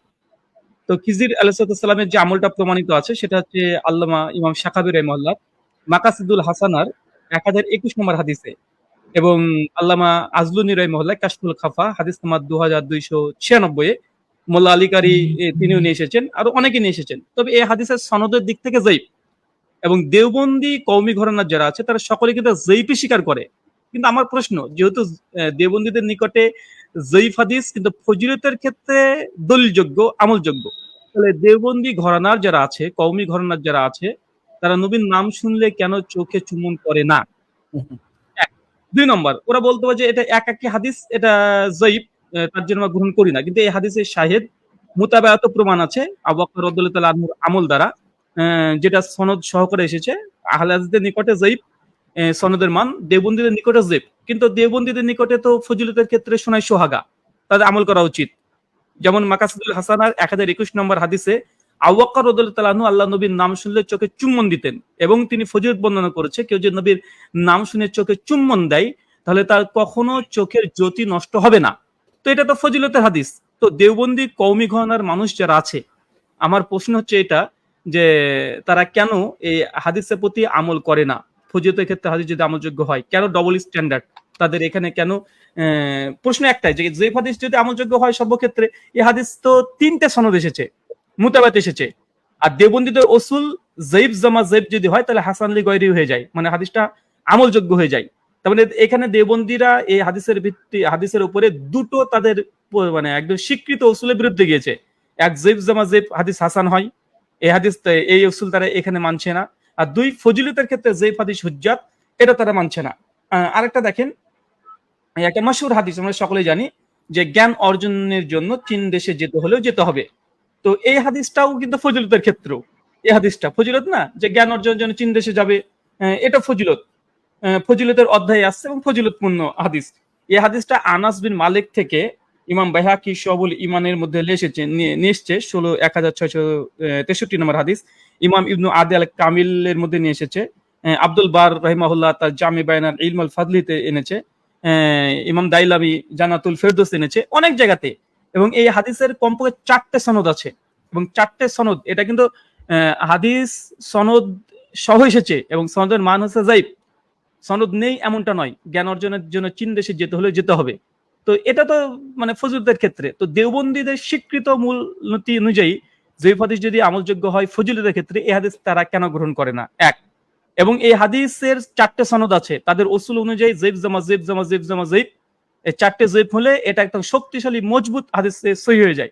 তো এই হাদিস তারা কেন গ্রহণ করে না? আরেকটা হাদিস আমি মানে এইভাবে কয়েকশো হাদিস বলা যাবে যেটা দেওবন্দি এবং বেরলভী তারা কেউই গ্রহণ করবে না। যেমন আপনাকে একটা উদাহরণ দিই, এই হাদিস যে আলী রাদিয়াল্লাহু তাআলা আনহুর নাম ধরে কেউ যদি জিকির করে, এই হাদিস আপনারা বুঝতে পারছেন শিয়ারা তৈরি করেছে, কিন্তু সনদ আছে, এবং সনদ আছে খুব আমাদের আয়েশা রাদিয়াল্লাহু তাআলা আনহা থেকে, এবং বিখ্যাত বিখ্যাত গ্রন্থে তারিখে দামেস্কের মধ্যে এসেছে 42 খন্ডে 356 পৃষ্ঠা। ইমাম জালালউদ্দিন সুয়ুতি তার জামিউস সাগীরের মধ্যে এনেছে প্রথম খণ্ডের 665 নম্বর পৃষ্ঠাতে, হাদিস নাম্বার 4332 আলিমুত্তাকি হানাফি কানজুল উম্মালে এসেছে 32849। ইমাম দাইলামি তার ফেরদৌসে নিয়ে এসেছে। এরকম মানে অসংখ্য গ্রন্থ এসেছে এবং সনদ সহকারে। তো আলী রাদিয়াল্লাহু তাআলার নাম ধরে ধরে জিকির করা, মানে আলী আলী আলী আলী আলী, যদি শিয়ারা করে থাকে। কিন্তু সুন্নিদের গ্রন্থে এসেছে, বিখ্যাত বিখ্যাত গ্রন্থে এসেছে, সনদ সহকারে এসেছে। আহলাদের উসুল দিয়ে এই হাদিসের সনদ যায়িফ, তার জন্য আমরা আমল করি না। কিন্তু দেওবন্দীদের নিকটে ফজিলতের ক্ষেত্রে তাদের কাছে হুজ্জাত, তাহলে তারা আলী বিন আবি তালেবের নাম ধরে জিকির করা তারা শরীয়তে জায়েজ মনে করে কি করে না, এটা আমাদের প্রশ্ন। আচ্ছা, আরেকটা দিই, বিখ্যাত ঘটনা আপনারা সকলে জানেন যে একটা হরিণ বাঁধা ছিল গাছেরই তলায়, এমন ঘটনা জানি না, সবাই জানি, ছোটবেলায় অনেক শুনেছি। জি জি। তো এই হাদিসের সনদ দেখেন, এই হাদিস যে সনদবিহীন তা না, সনদ এসেছে।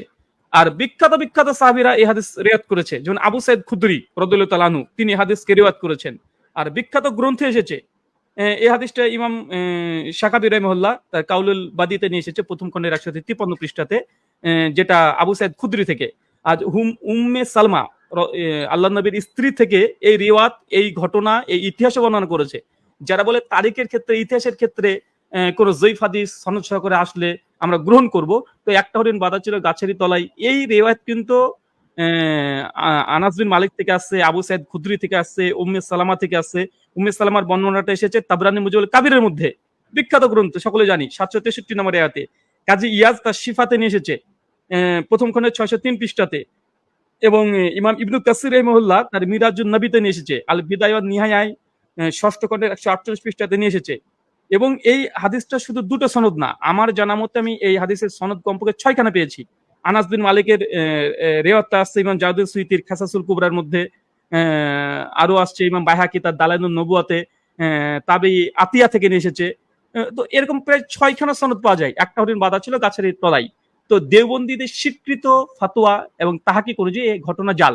মাওলানা আব্দুল মালিক সাহেব তিনি তার প্রচলিত জাল হাদিসে এই হাদিসকে জাল বলেছে, অথচ 6খানা সনদ আছে। তো আমার প্রশ্ন, তারিখের ক্ষেত্রে যদি, ইতিহাসের ক্ষেত্রে যদি জয়ীফ হাদিস যদি দলিল হয়, তাহলে দেওবন্দীরা কেন গ্রহণ করে না এই ইতিহাসকে?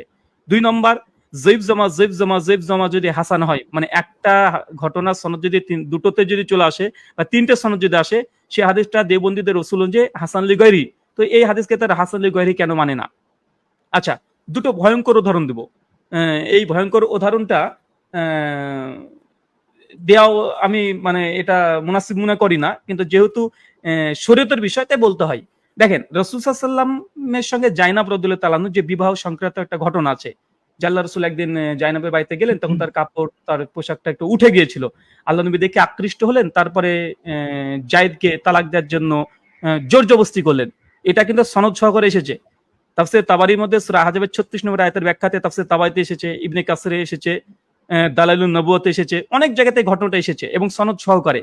আল-হাদিসদের উসুল অনুযায়ী হাদিস যায়িফ, গ্রহণযোগ্য না, হোক ইতিহাসের ক্ষেত্রে, হোক ফজিলতের ক্ষেত্রে, হোক আমলের ক্ষেত্রে। দেওবন্দি বেরলভীর নিকটে তো ইতিহাসের ক্ষেত্রে যায়িফ হাদিস গ্রহণযোগ্য। তো আল্লাহ নবীর উপরে এই মিথ্যা অপবাদ যে জাইনাবকে দেখে নাকি তার নাউজুবিল্লাহ, আমি বলতে যাচ্ছি না। তো এই দেওবন্দি বেরলভীর কাছে প্রশ্ন, যদি যায়িফ হাদিস ইতিহাসের ক্ষেত্রে বা ফজিলতের ক্ষেত্রে যদি হুজ্জাত হয়ে থাকে, তার রাসূলের প্রতি এই যে মিথ্যা অভিযোগ, তারা কি একই লালন করে? যে জাইনাব রাদিয়াল্লাহু তাআলার সঙ্গে আল্লাহ নবীর এরকম ঘটনা ঘটেছিল, তারপরে যায়েদকে জোরপূর্বক তালাক দিতে বাধ্য করেছিল, যেগুলো নাস্তিকরা, অমুসলিম, ইহুদি খ্রিস্টানরা অভিযোগ করে, দেওবন্দি বেরলভী তারা কি এই আকীদা লালন করে আল্লাহ রাসূলের ব্যাপারে? নাউজুবিল্লাহ। এটা যদি কেউ বিশ্বাস করে, সে গুস্তাখে রাসূল। 1 নম্বর সে গুস্তাখে রাসূল হবে। আশিক রাসূল দাবি করার কোনো মানে প্রশ্নে ওঠে না। আচ্ছা, আরেকটা রিওয়ায়াত দেখেন, মুসনাদ আহমদে আছে, হাদিস নাম্বার 2848, তাবরানী মুজাউল কাবিরে এসেছে 12838 এ, দালাইলুন নবুওয়াতুল বাইহাকিতে এসেছে। সেটা হচ্ছে খাদিজা রাদিয়াল্লাহু তাআলা আনহু, তিনি যখন আল্লাহ রাসূলকে দেখে পছন্দ করে, ব্যবসা সোর্সে যখন পছন্দ করে ফেলে, ঠিক সেই সময়তে খাদিজা রাদিয়াল্লাহু তাআলা আনহা তিনি তার পিতাকে প্রস্তাব দেয়, মানে খাদিজা রাদিয়াল্লাহু নিজের পিতাকে, যে মুহাম্মদ বিন আব্দুল্লাহকে আমি বিয়ে করব। তো তিনি রাজি হন না, যে এতিম ছেলের সঙ্গে আমি কেন বিয়ে দিতে যাব। তখন খাদিজা রাদিয়াল্লাহু তাআলা আনহার ব্যাপারে আসছে মুসনাদ আহমদ এবং তাবরানীর মধ্যে সনদ সহকারে, যে খাদিজা তখন সেই সময়তে তার পিতাকে মদ্যপান করিয়েছিল এবং মাতাল করে দিয়েছিল। তারপর কুরাইশের ব্যক্তিদের সঙ্গে ডেকে এনে আল্লাহ নবীর সঙ্গে নাউজুবিল্লাহ বিবাহটা করেছিল। এখন আমার প্রশ্ন, যায়িফ হাদিস যদি হুজ্জাত হয় ইতিহাসের ক্ষেত্রে বা ফজিলতের ক্ষেত্রে, তাহলে খাদিজা রাদিয়াল্লাহু তাআলা এই ঘটনা মুসনাদ আহমদ, তাবরানী কাবির এবং আরো অনেক জায়গাতে এসেছে এবং কয়েকটা সনদ এসেছে। সনদের রাবিগুলোর মধ্যে দুর্বলতা আছে, এই জন্য যায়িফ বলি আমরা গ্রহণ করি না। এখন দেওবন্দি বেরলভীরা তারা কি এই ঘটনা, এই ইতিহাসকে গ্রহণ করবে, যেহেতু যায়িফ হাদিস তাদের নিকটে হুজ্জাত? এরকম আমি আপনাকে কয়েকশো ঘটনা দিতে পারবো, যেটা আকীদার সঙ্গে জড়িত নয়, ফজিলতের সঙ্গে জড়িত, কিন্তু তারা এটা গ্রহণ করবে না, এবং ইতিহাসের সঙ্গে জড়িত। কিন্তু এই ইতিহাসের সঙ্গে জড়িত হলেও এটা এত মানে নিকৃষ্ট পর্যায়ে পৌঁছে যাবে, যে মুআবিয়া রাদিয়াল্লাহু তাআলা আনহু প্রসঙ্গে এত বর্ণনা এসেছে যে মুআবিয়া রাদিয়াল্লাহু তাআলা মদ পান করতেন, দেওবন্দি বেরলভীরা মানবে? হাদিস আছে, হাদিস একদম মাশহুর গ্রন্থে মুসনাদ আহমদে, আবু দাউদে এসেছে। এমনকি তারা কি মুআবিয়া প্রসঙ্গে এই আকীদা গ্রহণ করবে? শিয়া রাফিজিদের মতো, শিয়া রাফিজিরা যে অভিযোগগুলো করে মুআবিয়া রাদিয়াল্লাহু তাআলা আনহুর উপরে, সেগুলো অধিকাংশ তো হাদিসের কিতাব দ্বারা প্রমাণিত, সনদ সহকারে প্রমাণিত। তারা গ্রহণ করবে? ওসমান বিন আফফান রাদিয়াল্লাহু তাআলা আনহুর উপরে শিয়ারা যে অভিযোগগুলো করে, আমি অভিযোগগুলো নিয়ে আসছি না, বলছি না, কারণ অনেকে জেনে যাবে, তো অধিকাংশ হাদিস দ্বারা প্রমাণিত আছে। আমাদের আয়েশা রাদিয়াল্লাহু তাআলা আনহা প্রসঙ্গে যেসব অভিযোগ রাফিজি শিয়ারা করে থাকে, অধিকাংশ ডজন খানিক অভিযোগ আছে আমাদের আয়েশার উপরে। তো এই অভিযোগগুলো সনদ সহকারে এসেছে এবং আহলুস সুন্নাহদের নিকটে এগুলো প্রত্যেকটা যায়িফ সনদ, সনদের ত্রুটি আছে। এখন কি ইতিহাসের ক্ষেত্রে যে হাদিস হুজ্জাত, তো এই শিয়াদের দলিলগুলো গ্রহণ করে কি আমরা এখন বলবো যে আমাজানে আয়েশা রাদিয়াল্লাহু তাআলা এই সমস্যা ছিল, ওসমানে এই সমস্যা ছিল, ওমর বিন খাত্তাবের এই সমস্যা ছিল? রাহুল ভাই, ফাঁকে আমি একটা কথা বলতে পারি? জি জি, আমি শেষ করে দিয়েছি। শুকরান, জাযাকাল্লাহ খাইরান। না, আপনার কথার উপরে আর কি, যে ইতিহাসের ক্ষেত্রে যে কথাটা বললেন, যে ইতিহাসের কাঠগড়ায় আমিরে মুয়াবিয়া রাদিয়াল্লাহু তাআলা একটা বই আছে না, তাকি ওসমান সাহেবের? জি জি জি, তারিখি হাকাইক তো ওই, আমিরে মুয়াবিয়া। হ্যাঁ, উনি ওইখানে একটা উসুলের কম নিয়ে আসছেন যে ইতিহাসের যে বিষয়গুলো কোনো না কোনো ভাবে আকীদার সাথে সংশ্লিষ্টতা রাখে, ওইগুলোর ক্ষেত্রে আবার গ্রহণ করা যাবে না। আর যেগুলো কোনোভাবেই আকীদার সাথে সংশ্লিষ্টতা নেই, জাস্ট তথ্য, ঐতিহাসিক তথ্য, যেমন একটা যুদ্ধ কবে হয়েছে কি হয় নাই, ওই ক্ষেত্রে গ্রহণ করা যাবে। এই ধরনের একটা উসুল আবার তারা দেয় আর কি। বিষয়টা হচ্ছে এখানে তাদের কারচুপি আছে। দেখেন, যে হ্যাঁ, কোনো হ্যাঁ, আপনি একটা কারচুপি। হাদিস বলেন, যে কোনো একটা আপনাকে হাদিস আমাকে বলেন, সেটা আমি আকীদার সঙ্গে লাগিয়ে দিতে পারবো। যে কোনো হাদিস, ধরেন অজু করলে একটা জাল হাদিস তৈরি করলাম, অজু একবার কেউ যদি অজু করে তাহলে 100 বার উমরা করার সমান নেকি হয়, ধরেন এটা জাল হাদিস তৈরি করলাম বা জয়ীফ হাদিস। তো এটা যদি গ্রহণ তারা করে নাই, তো এটা কি আকীদার সঙ্গে সংযুক্ত হলো না? হ্যাঁ, আমি এক রাকাত নামাজ পড়বো, তো এটা আমার আকীদা হয়ে যাচ্ছে যে এর ফজিলত এটা। তো আপনি যেটাই বলবেন সেটা আকীদার সঙ্গে সম্পৃক্ত হয়ে যাবে। জি, জি জি, এখানে মূল বিষয়টা হচ্ছে, আচ্ছা আমি দুজন থেকে একটু সময় নিচ্ছি। আমার মূল বিষয়টা একটু যদি আমি আর একটু স্পষ্ট করি দর্শকদের উদ্দেশ্যে, সেটা হলো যে এখানে বোধহয় যে উসুলটা আর কি, আমাদের যে এই মূল উসুলটা জয়ীফ হাদিস নিয়ে যে উসুলটা, আমাদের মুহাদ্দিসগণ আর আমাদের মাযহাবী ভাইরা যে উসুলটা, তো সেটা গ্রহণ করে না। মুহাদ্দিসগণের উসুলকে তারা গ্রহণ করতে চায় না। এখানটাই হচ্ছে আমার মনে হয় যে মূল সমস্যাটা।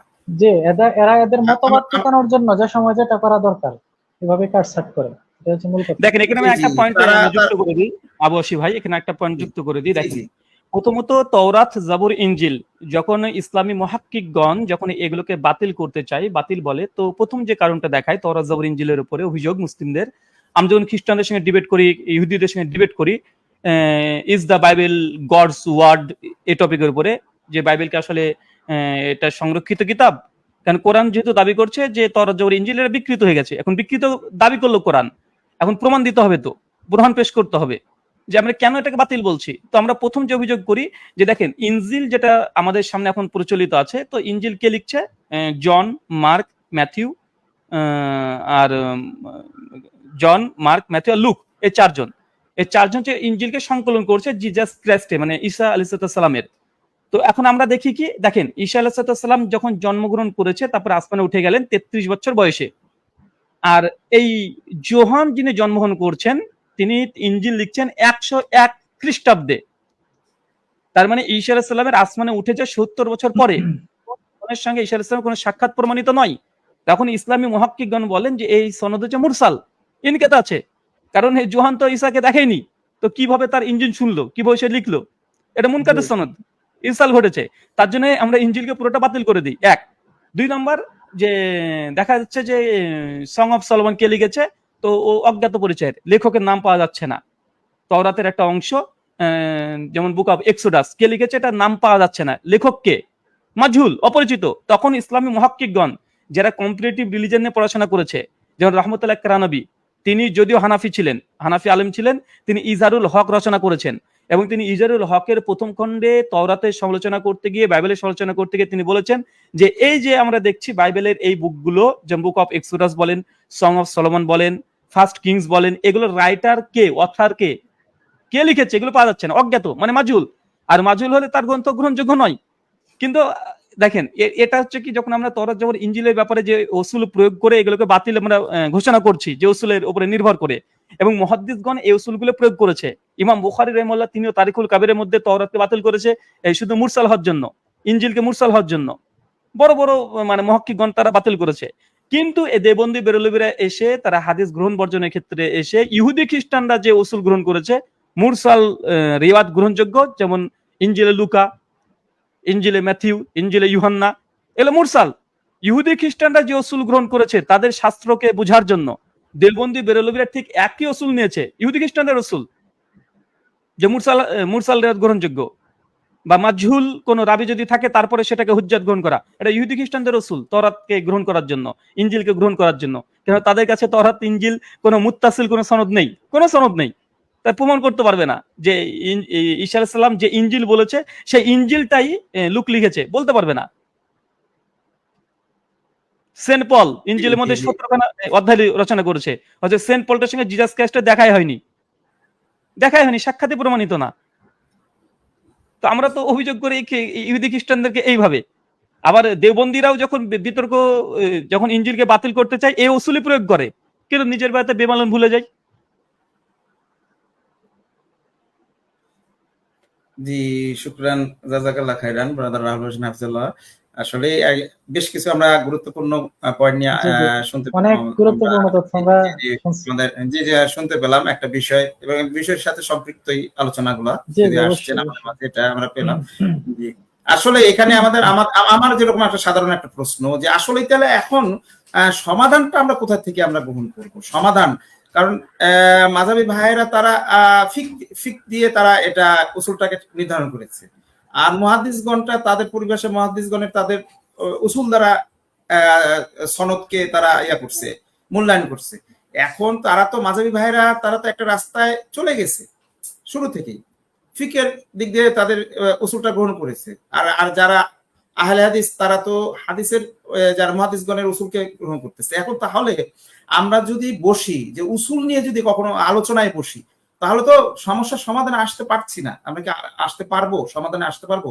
এটা আমি ব্রাদার রাহুল হোসেন হাফিজুল্লাহর কাছে আমি প্রশ্নটা আমি করছি, যে আমরা কি কোনো সমাধানে আসতে পারবো যদি আমরা উসুল নিয়ে যদি আলোচনায় বসি তাদের সাথে? বিষয়টা হচ্ছে হানাফি মাসলাকগত যে মতপার্থক্য গুলো আছে, যে ফিকি ইখতিলাফ যেগুলো আছে, আমরা বলি কেউ রফদান করলো, কেউ করলো না, কেউ জোরামিন বললো, কেউ আস্তামিন বললো, কেউ 20 টাকাত পড়লো, কেউ 8 টাকাত পড়লো। আসলে এটা মূল সমস্যা নয়। মূল সমস্যা হচ্ছে ওসুলে। যেহেতু হানাফিদের নিকটে মুরসাল হাদিস হুজ্জাত, তো তখন 20 টাকার তারাবির যত হাদিস পাচ্ছে সবগুলো মুরসাল। তারা বলছে দেখো দেখো মুরসাল হাদিস হয়েছে, তো কি হয়েছে? দলিল। যেন আমার সঙ্গে যে ডিবেট হয়েছিল ওসামা সাহেবের, আমি সহি হাদিস পেশ করলাম, চেন অফ ন্যারেশন একদম গোল্ডেন চেন আমাদের ভাষাতে, হজম করতে পারেনি বেচারা।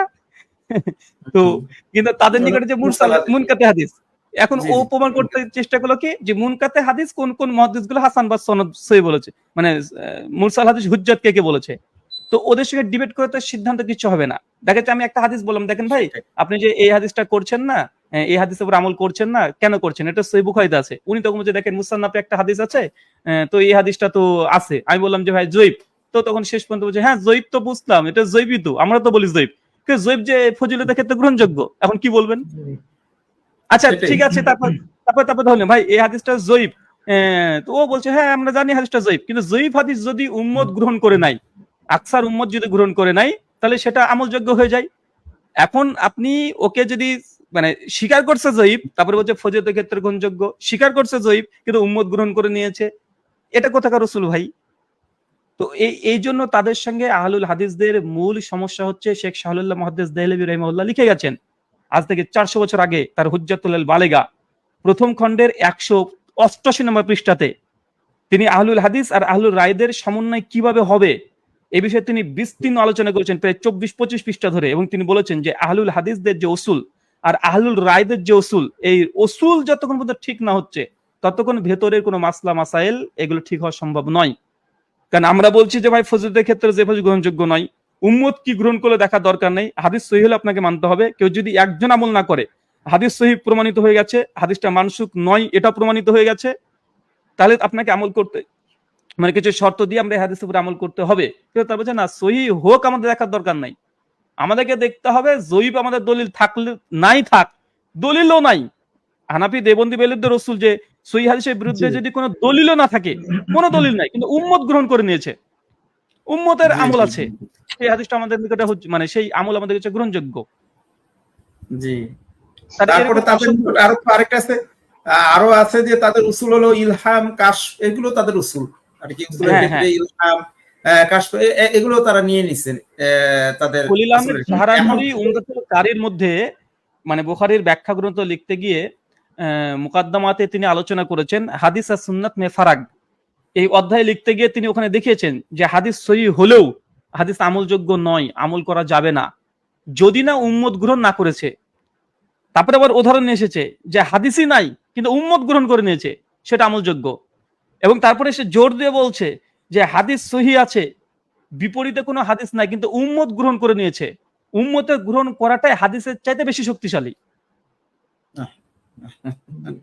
আর তাহলে আমি আমরা আলোচনা- সমাধানে যেতে পারছি না, তাহলে তো আমরা সমাধান যেতে পারছি না, কারণ এটা থেকেই যাবে। আমার তো মনে হয় যে উসুল নিয়ে যদি আমরা বসি, যে উসুল নিয়ে debate হওয়া উচিত আগে। উসুল নিয়ে হ্যাঁ, হ্যাঁ, উসুল নিয়ে উসুল আমি নিয়ে এটাই debate বলেছিলাম। করলো, জি, যে উসুল নিয়ে ডিবেট করলে তখন হয়তো বা সাধারণ পাবলিক যারা তারা বুঝতে পারবে অনেকটা, নচেত কখনোই এটা ইয়া হবে না, সমাধানে আসবে না। সাধারণ মানুষের ভিতরে যখন আমি বক্তব্যের সূচনাতে এই বিষয়টা স্পষ্ট করে নিয়েছি। জি জি আপনি বলেছেন, জি আপনি বলেছেন উসুলটা, জি, উসুল জি। আর কি, এটা আমাদের মূল শর্তই দিতে হবে ডিবেটের পূর্বে, যে উসুল নির্ধারণ করতে হবে আগে, যে জি, জয়ী জি। হাদিসটা আর কি এটা গ্রহণযোগ্য কিনা, এই উসুলটা আগে ঠিক করতে হবে, মানদণ্ড জি, জি। নির্ণয় করে তারপর ডিবেটে এগোতে হবে। জি এখানে আরেকটা কথা ভালোভাবে জেনে রাখতে হবে, হানাফিদের মধ্যে কিন্তু দুটো ফিরকা প্রথম থেকে আছে। হানাফিদের মধ্যে প্রথম থেকে দুটো ফিরকা আছে। দেওবন্দি বেরলভী এটা না।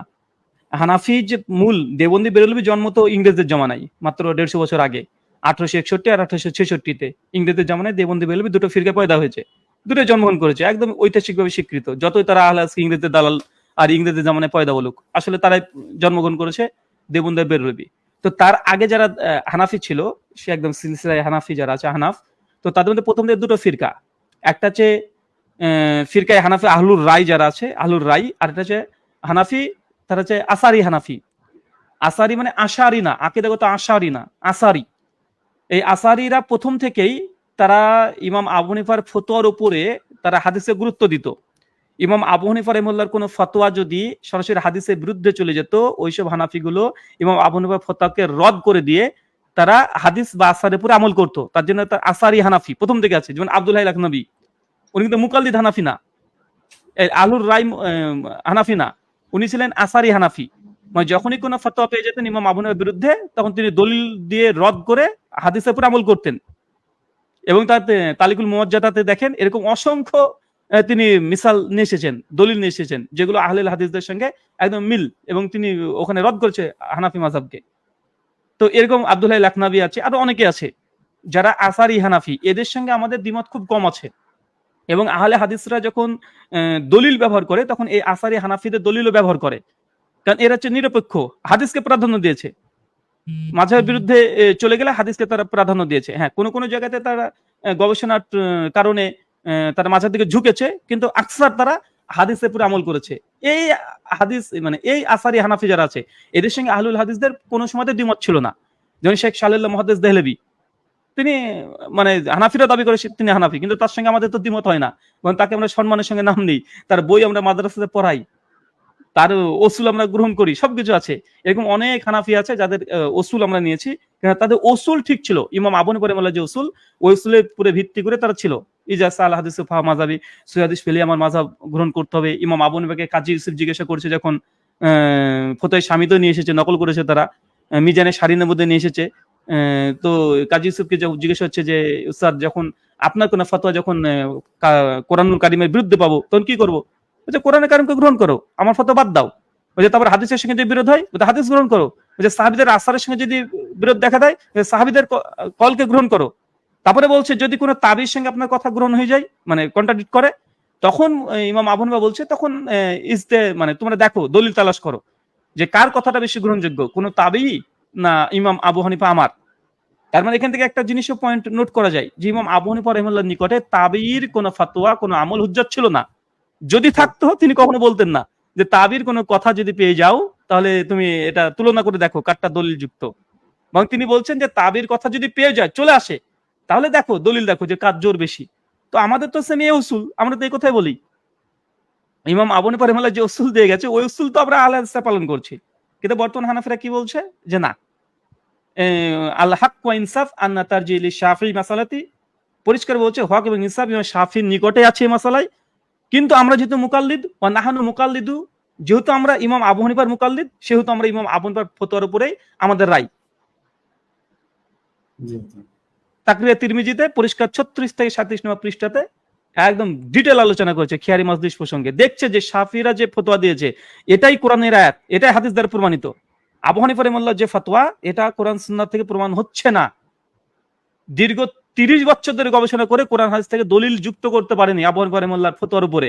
শেষে সিদ্ধান্ত নিচ্ছে এটা ও নাহানু মুকাল্লিদ, যেহেতু আমরা মুকাল্লিদ, সেহেতু আমাদের নিকটে ইমাম শাফিঈর নিকটে থাক, কোরআন হাদিস দরকার নাই, কিন্তু আমরা যেহেতু মুকাল্লিদ আবু হানিফার ইমামদের, আমরা আবু হানিফার তাকলিদ করতে বাধ্য। আর আমাদেরকে এটা স্মরণ রাখতে হবে, হয়তো কোনো দলিল আবু হানিফার ইমামের নিকটে ছিল যেটা আমাদের কাছে পৌঁছায়নি, মানে দিন ইনকমপ্লিট হয়ে আছে। তো এরকম জি যদি ওসুল মগজ জি যদি চলে, তাদের সঙ্গে আমাদের কিভাবে চলবে? না সেটাই।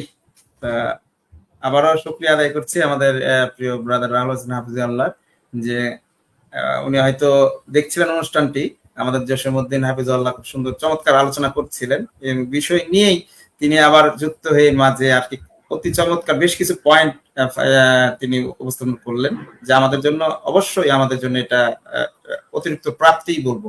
আল্লাহর কাছে শুকরিয়া আদায় করি যে ভালো একটা পয়েন্ট যেটা আমাদের ব্রাদার রাহুল হোসেন উপস্থাপন করেছে, সেটা হলো যে একই উসুলে কিন্তু মুরসাল উসুল দিয়ে কিন্তু আমরা বাইবেল, তাওরাত, ইনজিল এগুলো কিন্তু রদ করতেছি আমরা মাঝাবি ভাইরা, একই উসুল দিয়ে আবার নিজের ক্ষেত্রে আবার ওই উসুলটা গ্রহণ করছি। এটা কিন্তু একটা বড় একটা পয়েন্ট। আরো 2-3টা হাদিস তিনি উল্লেখ করেছেন যেগুলো এখন নিতান্তই জয়ীফ, সেগুলো কেন আবার গ্রহণ করছে না। তো শুকরিয়া প্রিয় ব্রাদার আল হোসেন হাফিজুল্লাহ, আপনি আমাদের মুসলিম বাতানকে সময় দিলেন। আল্লাহ আপনার ভালো করুন ইনশাআল্লাহ। অন্তঃস্থল থেকে ধন্যবাদ ভাইজানকে। আসলে আমি অনেক গর্বিত। পরিচয় যদি হন আপনারা, আমি এখানে বলি যে আমাদের জসীমউদ্দিন হাফিজুল্লাহ উনিও কিন্তু একজন জেনারেল লাইন থেকে আসা এবং বর্তমানে তিনি বেশ আর কি কিতাবাদি খুব মোতালা করতেছেন, বিভিন্ন বিষয় নিয়ে গবেষণা করতেছেন আমি যতটুকু জেনেছি।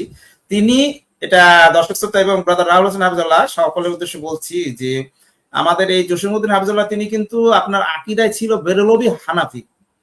এবার বুঝেন যে তিনি বেরলভী হানাফি এবং ব্রাহ্মণবাড়িয়া সেই এলাকার, যে এলাকা বুঝতেই পারেন কাদের এলাকা, সেখান থেকে আকীদা পরিবর্তন করে বর্তমানে আহলে হাদিস আকীদা মানহাজ গ্রহণ করে তিনি এখন আবার দ্বীনের কাজ করছেন, দায়ী কাজ করছেন এবং গবেষণা করছেন, প্রচুর গবেষণা করছেন। আপনি যদি এটা জসীমউদ্দিন হাফিজুল্লাহ যদি একটু আর কি আলোচনা তো প্রায় শেষের দিকে আপনি করে ফেলেছেন, প্রায় 7টা পয়েন্ট আউট করে ফেলেছিলেন, শেষের দিকে চলে আসছি আমরা অনুষ্ঠানেরও। আমরা বেশি সময় যদি অনুষ্ঠান করি না, মোটামুটি 1.5 ঘন্টার মতো অনুষ্ঠান হয়ে গেল। যদি আপনার সম্পর্কে একটু বলেন, আমাদের ভাই প্রিয় দিনী ভাই ব্রাদার রাহুল হোসেন এখন আমাদের স্টুডিওতে উপস্থিত আছেন এবং দর্শক শ্রোতারা দেখছেন এবং হয়তো পরবর্তীতে দেখবেন, আপনি বর্তমানে কি কি আর কি কিতাবাদি এবং কি কি বিষয় নিয়ে আর কি আপনি সামনে এগোনোর চেষ্টা করছেন, আর আপনার আসলে মূল লক্ষ্যটাকে যদি একটু যদি বলেন আমাদের দর্শক শ্রোতাদের উদ্দেশ্যে। ধন্যবাদ আবু আসি ভাইকে। আসলে আমার অনেক ভালো লাগতেছে, বারবারই বলতেছি ব্রাদার রাহুল হোসেন ভাইকে পেয়ে। উনি আমার আইকন বা আইডল বললেও ভুল হবে না আসলে। তো রাহুল ভাইয়ের থেকে আমি অনেক অনুপ্রেরণা পেয়েছি যে একজন জেনারেল মানুষ কিভাবে ওনার লাইফ হিস্ট্রিটা ওনার মুখ থেকে আমি শুনেছি, ওনার ভিডিও থেকে উনি কিভাবে চেঞ্জ হয়েছেন, আল্লাহ যে তাকে কিভাবে কবুল করছে দিনের পথে, এটা আসলে বিস্মিত হয়ে যায়। আমি তো যদিও জেনারেল লাইনে আমার লেখাপড়া স্কুল কলেজ ইউনিভার্সিটি থেকে আমি ইংলিশে পড়াশোনা করেছি, তারপরেও দিনের প্রতি একটা অগাধ বুঝ আল্লাহ তাআলা আমাকে দিয়েছেন এবং দিনের প্রতি একটা ব্যাকুলতা আমার ছিল দিনকে বুঝার, এবং ছোটকাল থেকে একটা জিনিস আমার ভিতরে আল্লাহ তাআলা দিয়েছেন, সেটা ছিল নিরপেক্ষতা। তো আমি আল্লাহর কাছে লাখো কোটি শুকরিয়া আদায় করি যে আল্লাহ তাআলা আমাকে অন্ধত্ব দেন নাই, নিরপেক্ষতার জিনিসটা আমাকে দিয়েছেন।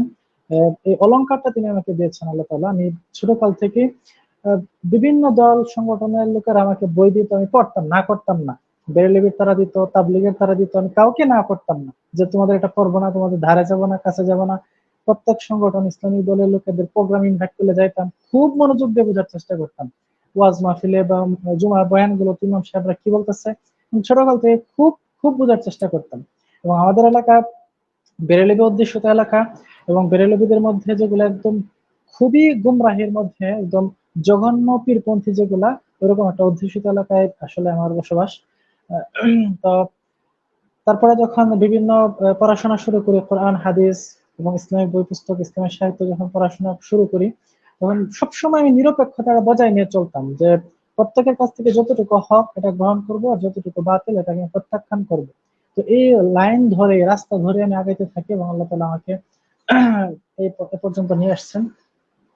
তো আমি যে সময় ইউনিভার্সিটিতে পড়াশোনা করি, আমি মাসলা মাসাইলের ক্ষেত্রে যখন দেখতাম যে আহলে হাদিসদের মাসলা মাসাইল গুলো এক ধরনের, কওমীদের মাসলা মাসাইল গুলো আরেক ধরনের, এবং কোনটা হক কোনটা বেঠিক, আমি আসলে একটা সাইডে যাইতাম না, একটা পক্ষে যাইতাম না। সবসময় আমি মানে নিরপেক্ষতার জিনিসটাকে মোস্ট প্রায়োরিটি দিয়ে রাখতাম আমি।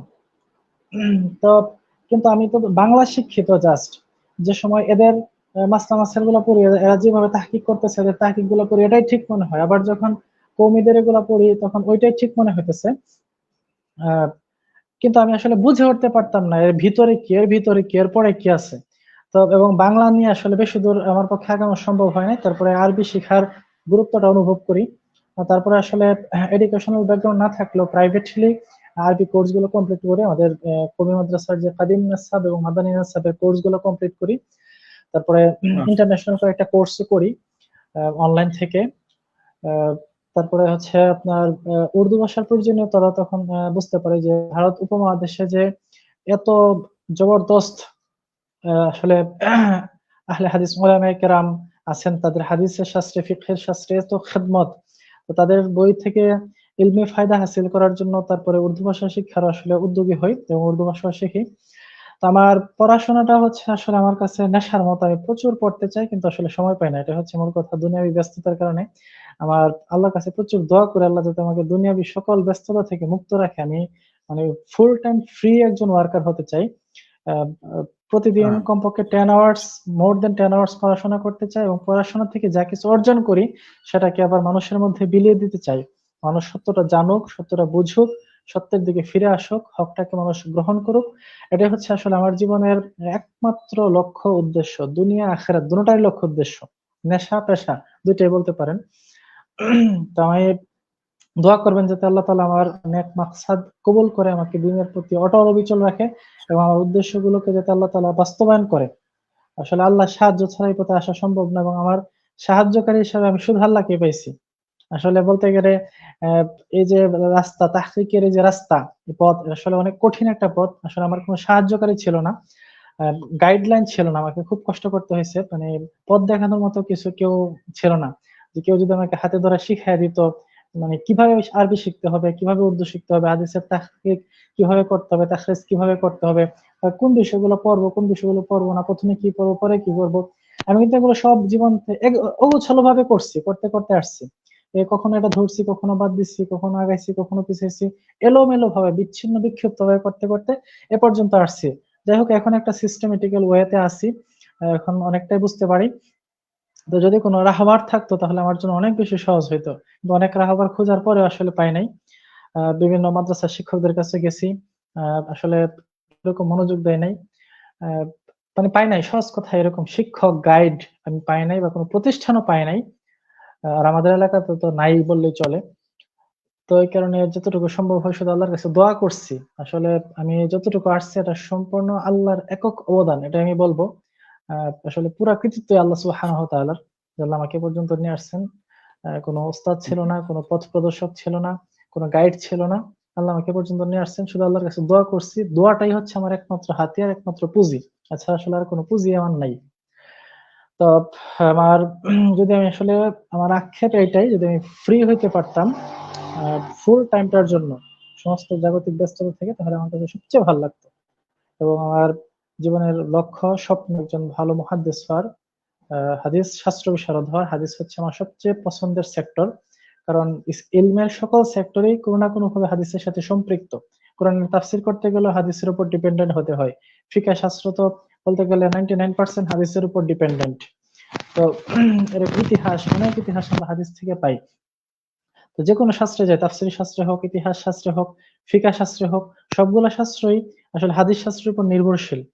আর হাদিস শাস্ত্র বেশ জটিল একটা শাস্ত্র, অনেক কঠিন একটা শাস্ত্র। এই শাস্ত্রে আসলে পাণ্ডিত্য অর্জন করা, পারদর্শিতা অর্জন করা অনেক কঠিন একটা সাধনা।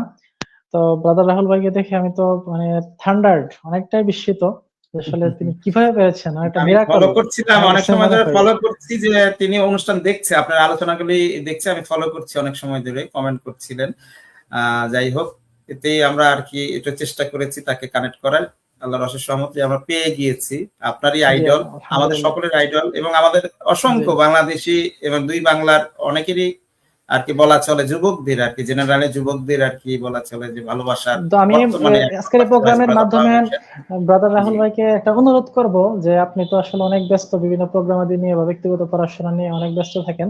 তো আমাদের বাংলাদেশি কিছু যুব সমাজ আছে যারা এই তাহকিকের ফিল্ডে আসলে খুব অ্যাডভান্সড হইতে চায় এবং বাতিলদের শক্তপোক্তভাবে মোকাবেলা করতে চায়। বাংলাদেশে আসলে যথেষ্ট অভাব, এ ধরনের মোনাজিরের যথেষ্ট অভাব, মুবাহিস এর যথেষ্ট অভাব। আপনি যদি একটা আসলে এরকম ট্রেনিং সেন্টার অনলাইন ভিত্তিক হোক, অনলাইন ভিত্তিক একটা ট্রেনিং সেন্টার যদি আপনি আপনার নেতৃত্বে আসলে গড়ে তুলতে পারেন, তাহলে সেক্ষেত্রে আমরা খুবই উপকৃত হইতাম। তো ভাইয়ের কাছে আমাদের অনুরোধ, আসলে একজন রাহবার থাকলে, একজন শিক্ষক থাকলে খুবই সহজ হয়। আপনি যদি ইখতিলাফি বিষয়ে বাংলাদেশের উদীয়মান যে কিছু জেনারেল শিক্ষিত, বিশেষ করে হোক মাদ্রাসা শিক্ষিত হোক জেনারেল শিক্ষিত, উদীয়মান যারা আসতে চাইতেছে এই সেক্টরে, যারা হকটাকে সুন্নাহটাকে মজবুত ভাবে কায়েম করতে চাচ্ছে, বিদআতকে সম্পূর্ণভাবে সমাজ থেকে হটাইতে চাচ্ছে, ইলমের দাপটের মাধ্যমে যারা বাংলাদেশকে একটা সহি আকীদা মানহাজ ভিত্তিক একটা রাষ্ট্র হিসেবে প্রতিষ্ঠা করতে চাচ্ছে, আসলে অনেক আছে।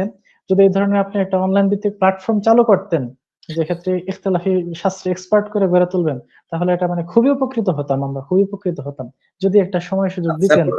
জি, ব্রাদার রাহুল হোসেন হাফিজাল্লাহ, আপনি হয়তো শুনতে পেরেছেন আমাদের জসিমউদ্দিন হাফিজাল্লাহ প্রস্তাব রেখেছেন আপনার কাছে। আপনি যদি এই বিষয়ে যদি একটু বলেন আসলে কিছু করা যায় কিনা, এমন যে আমাদের অনেকেরই চাওয়া এটা, অনেক অসংখ্য যুবকদের, আমি বিশেষ করে আমিও এটা নিয়ে ভাবি। আমাদের জসিমউদ্দিন ভাই যেটা আর কি করলেন, আমি ভাবি, দৌড়াদৌড়ি করছি, আমি জেনারেলদের নিয়ে কাজ করার জন্যই আপ্রাণ চেষ্টা করতেছি, অনেক জায়গায় দৌড়াদৌড়ি করতেছি। আমরা মোটামুটি এটা এখানে নাই বলি, ওটা গুছিয়ে ফেলেছি। ইনশাল্লাহ ভালো একটা সংবাদ অচিরে আসবে। আপনি যেহেতু প্রশ্নটা আপনার ইচ্ছাটা ব্রাদার রাহুল হোসেন হাফিজাল্লাহর কাছে রেখেছেন, আপনি অ্যান্সারটা তার কাছ থেকে নিবেন ইনশাল্লাহ, যদি কিছু করার থাকে। কি ভাবছেন আপনি এই বিষয়ে ব্রাদার রাহুল হোসেন হাফিজাল্লাহ? শুকরান, জাযাকাল্লাহ খাইরান। ভাই আমার প্রতি বেশি প্রত্যাশা করছেন। আসলে আপনি যেটা চাচ্ছেন এটা আমি সেই যোগ্যতার ব্যক্তি না। আপনি যেমনটা অবস্থান আপনার, ঠিক আমার অতটা অবস্থা। এখানে এই কাজটা করতে হলে বিশেষ করে শাইখ মাশাইখ যারা আছেন তাদের পরামর্শে আমরা কাজ করতে পারি। মানে উপরে দেখা যায় ৩-৪ জন যদি শাইখ যদি উদ্যোগ নেন, তো আমরা সেক্ষেত্রে তাদের সহবতে আমরা জাস্ট কাজ করতে পারি। আমরা নিজে কোনো উদ্যোগ মানে নেয়ার মতো কোনো ক্যাপাবিলিটি বা আমাদের অবস্থান বা সেই পরিমাপ ইলম বা বিচক্ষণতা, আমার মনে হয় না যে এগুলো আমার মধ্যে আছে কোনোটা। তবে হ্যাঁ, কোনো শেখ মাশাইখ যদি উদ্যোগ নেন, আমরা ইনশাআল্লাহ কাজ করব কর্মী হিসাবে। উদ্যোক্তা হিসাবে এখন আমি নিজেকে সঠিক মনে করি না যে আমি কোনো একটা উদ্যোগ নেব, আমি সঠিক মনে করি না। এখন কর্মী হিসেবে কাজ করতে আগ্রহী আমি এখানে। মানে আমি নিজেকে নিয়ে আমি এটা ফিল করি যে আমার অবস্থান যেটা, যে আমি একজন কর্মী, জাস্ট এই মানে আহলুল হাদিস সমাজের একটা কর্মী হিসেবে আমি কাজ করছি। আমি নিজে উদ্যোক্তা হওয়ার যোগ্যতা রাখি না, এক। আর দুই, মুসলিম কমিউনিটির আমি একজন কর্মী, যেহেতু আমি হিন্দুইজম, খ্রিস্টানিটি, অ্যাথিজম এদের সঙ্গে ডিবেট আলোচনা করি। তো আমার দুটো সেক্টর, একটা হচ্ছে মুসলিম কমিউনিটি পুরোটার প্রতিনিধিত্ব করা নয়, বরং ইসলামের পক্ষে কাজ করা। সাধারণত অন্যজন যারা কাজ করে তারা একটা সেক্টরে, হয় একটা নিজের মানহাজের সেক্টরে কাজ করছে, অথবা কেউ আছে যে না ইসলামকে মানে রিপ্রেজেন্ট করছে। তো আমি সেক্টর থেকে দুই ভাগে ভাগ করে নিয়েছি, দুই জায়গায় কর্মী হিসাবে। এখন আমাদের উপরে যদি কোনো ওস্তাদ শেখ মাশাইখ থাকে, ইনশাল্লাহ ঝাঁপিয়ে পড়বো তাদের সঙ্গে কাজ করার জন্য। আমি নিজে উদ্যোক্তা হিসাবে আমি নিজেকে মনে করি না। ইনশাল্লাহ জসীমউদ্দিন ভাই, আমরা সেই নিয়ে অন্তত আমরা বেশ কিছু দিনই ভাই আছি, এটা নিয়ে আলোচনা চলছে এবং বেশ কিছু শাইখদের সাথে এসব বিষয় নিয়ে আলোচনা করেছি। বিশেষ করে আমি অনেক শাইখই এটা বিষয় নিয়ে আর কি রাজি যে জেনারেলদের জন্য আর কিছু করবে। ইনশাল্লাহ আমরা আশাবাদী ইনশাল্লাহ। আর বিজ্ঞ লোকদের যাদের ইলম আছে তাদের কথা তো এমনই হয়, যেটা ব্রাদার রাহুল হোসেন বললেন, এমনই হয়, কথাগুলো এমনই হয়, এটা অস্বাভাবিক কিছু না। তার ইলম আছে এবং যাদের ইলম থাকে তাদের কথাগুলো এমনই হয়। সাধারণভাবে আমরা এটাই নেব। তো ইনশাল্লাহ আমরা আশাবাদী কিছু একটা পাবো ইনশাল্লাহ। তা জসীমউদ্দিন ভাই, আমরা কিন্তু অনুষ্ঠানের অনেকটা 1.5 ঘন্টা হয়ে গেল। আপনার মাঝে আর কি আলোচনার মাঝে একটু সময় আর কি, যেটা হোক আমাদের মূল্যবান কথাই শুনতে পেয়েছি আমাদের ব্রাদার রাহুল হোসেনের মুখ থেকে। আপনি শেষের দিকে যদি একটু আসেন, আমি অনুষ্ঠানের শেষ দিকে যাব, আমার আবার ফজরের দিকে আমার আবার বেরোতে হবে, জরুরি কাজ আছে, আমার রাজশাহী যেতে হবে, আমি যেখানে থাকি অনেকটা দূর, ফজরের সময় আমার রওনা দিতে হবে ইনশাল্লাহ। জি, একটু যদি বলেন শেষের দিকে। আপনি আপনি বোধহয় মিউট আছেন সম্ভবত জসীমউদ্দিন ভাই, আপনি সাউন্ড আসছে না, আপনার শব্দ আসছে না, দেখেন তো মিউট আছেন কিনা। না, আপনার কোনো শব্দ আসছে না। ওখানে ওখানে কোনো দেখেন, আপনার ওখানে মোবাইলে কোনো ইয়ে হয়েছে কিনা দেখেন, মিউট আছে কিনা দেখেন আপনার ওখানে। হ্যাঁ, এখন দেখেন, এখন বলেন তো। না না না, শব্দ আসছে না। এতক্ষণ তো ভালোই ছিল, কিন্তু এখন এ পর্যন্ত ভালোই ছিল। না, হ্যাঁ, বলেন বলেন। এখন শোনা যাচ্ছে? এখন শোনা যাচ্ছে? জি জি জি জি জি জি, এখন শোনা যাচ্ছে, এখন শোনা যাচ্ছে। বলেন, শেষের দিকে আপনি ফিনিশিং দিকে চলে আসবেন ইনশাল্লাহ। আলোচনা যথেষ্ট আচ্ছা হয়েছে, ইনশাল্লাহ আরেকদিন আবার কথা শুনবো আপনার অন্য বিষয়ে ইনশাল্লাহ। আচ্ছা, আজকে আমার আসলে আজকে মোটামুটি শেষ 1.5 ঘন্টা করতে হয়ে গেল। মনে হয় আমি যে আলোচনা রেডি করছি 40% আমি কভার করছি, আর 60% আসলে রয়ে গেছে, তো সেটা এখন আর সম্ভব না। আলোচনা সম্ভব শেষ না, করে দিলে জি জি জি, আজকে তো আর সম্ভব না। তো সুযোগ হলে জি জি, পরবর্তী কোনো এপিসোডে হয়তো বা সেটা আমি ইনশাল্লাহ, যদি সুযোগ হয় তাহলে বাকি 60% ইনশাল্লাহ। ইনশাল্লাহ হবে। যে পরবর্তী কোনো একটা এপিসোড, আজকে আর এই বিষয়ে আলোচনা দীর্ঘায়িত না করাটাই মনে হয় ভালো। 11টা হয়ে গেছে রাত, দর্শকদের ধৈর্যচ্যুতি জি ভরে জি দেবে। জি জি জি জি জি, আর বড় অনুষ্ঠান আল্লাহ আমিও করি না।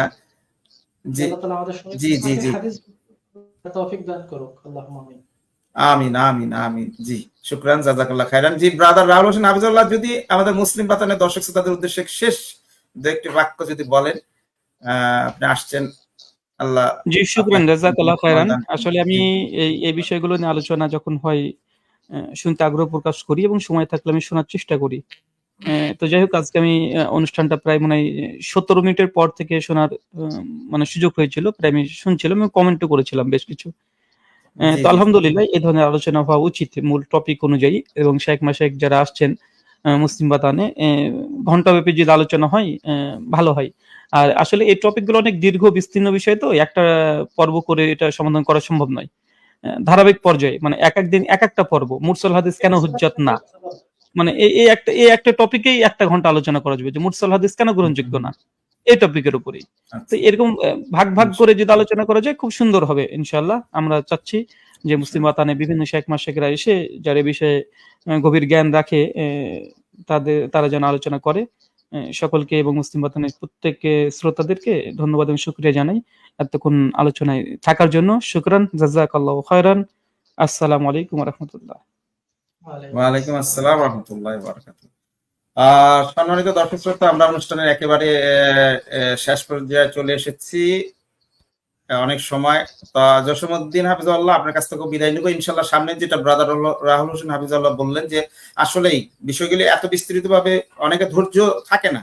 আমরা তো এইসব লাইনে কাজ করি, দেখা যায় যে বড় বেশি কিছু শুনতে চায় না, দেখা যায় যে ছোট ছোট করে আধা ঘন্টা 1.5 ঘন্টা এরকম আলোচনা হলে অনেক দর্শক শ্রোতা শুনে এবং সেটা উপকৃত হয় ইনশাল্লাহ। আপনার মাধ্যমে আবার সামনে ব্রাদার রাহুল হোসেন যেটা বললেন যে মুরসাল হাদিস হুজ্জত কি হুজ্জত না, এটার উপরে হয়তো একটা আলোচনা হতে পারে, আর কি খন্ড খন্ড আকারে হতে পারে ইনশাল্লাহ। আপনার জন্য দোয়া রইল, আল্লাহ আপনার ইলমে আরো বারাকা দান করুক, আপনার ইচ্ছা পূরণ করুক। এবং সম্মিলিত দর্শক শ্রোতাদের উদ্দেশ্যে বলবো যে আমাদের এই তরুণ দায়ী, উনি কিন্তু ছিলেন একেবারে বেরলবি ঘরানার, হানাবি মাযহাবে বেরলবি ঘরানার। সেখান থেকে আল্লাহ সুবহানাহু ওয়া তাআলা তার আকীদা পরিবর্তন করিয়েছেন এবং বর্তমানে দিনের দায়ী হিসাবে, ইসলামের আর কি সঠিক দায়ী হিসাবে তিনি দাওয়াতি কাজ করছেন, ফিল্ডে কাজ করছেন। যদি কোনো ভাই তার কাছ থেকে ইলমের প্রয়োজন হয় যোগাযোগ করবেন ইনশাল্লাহ।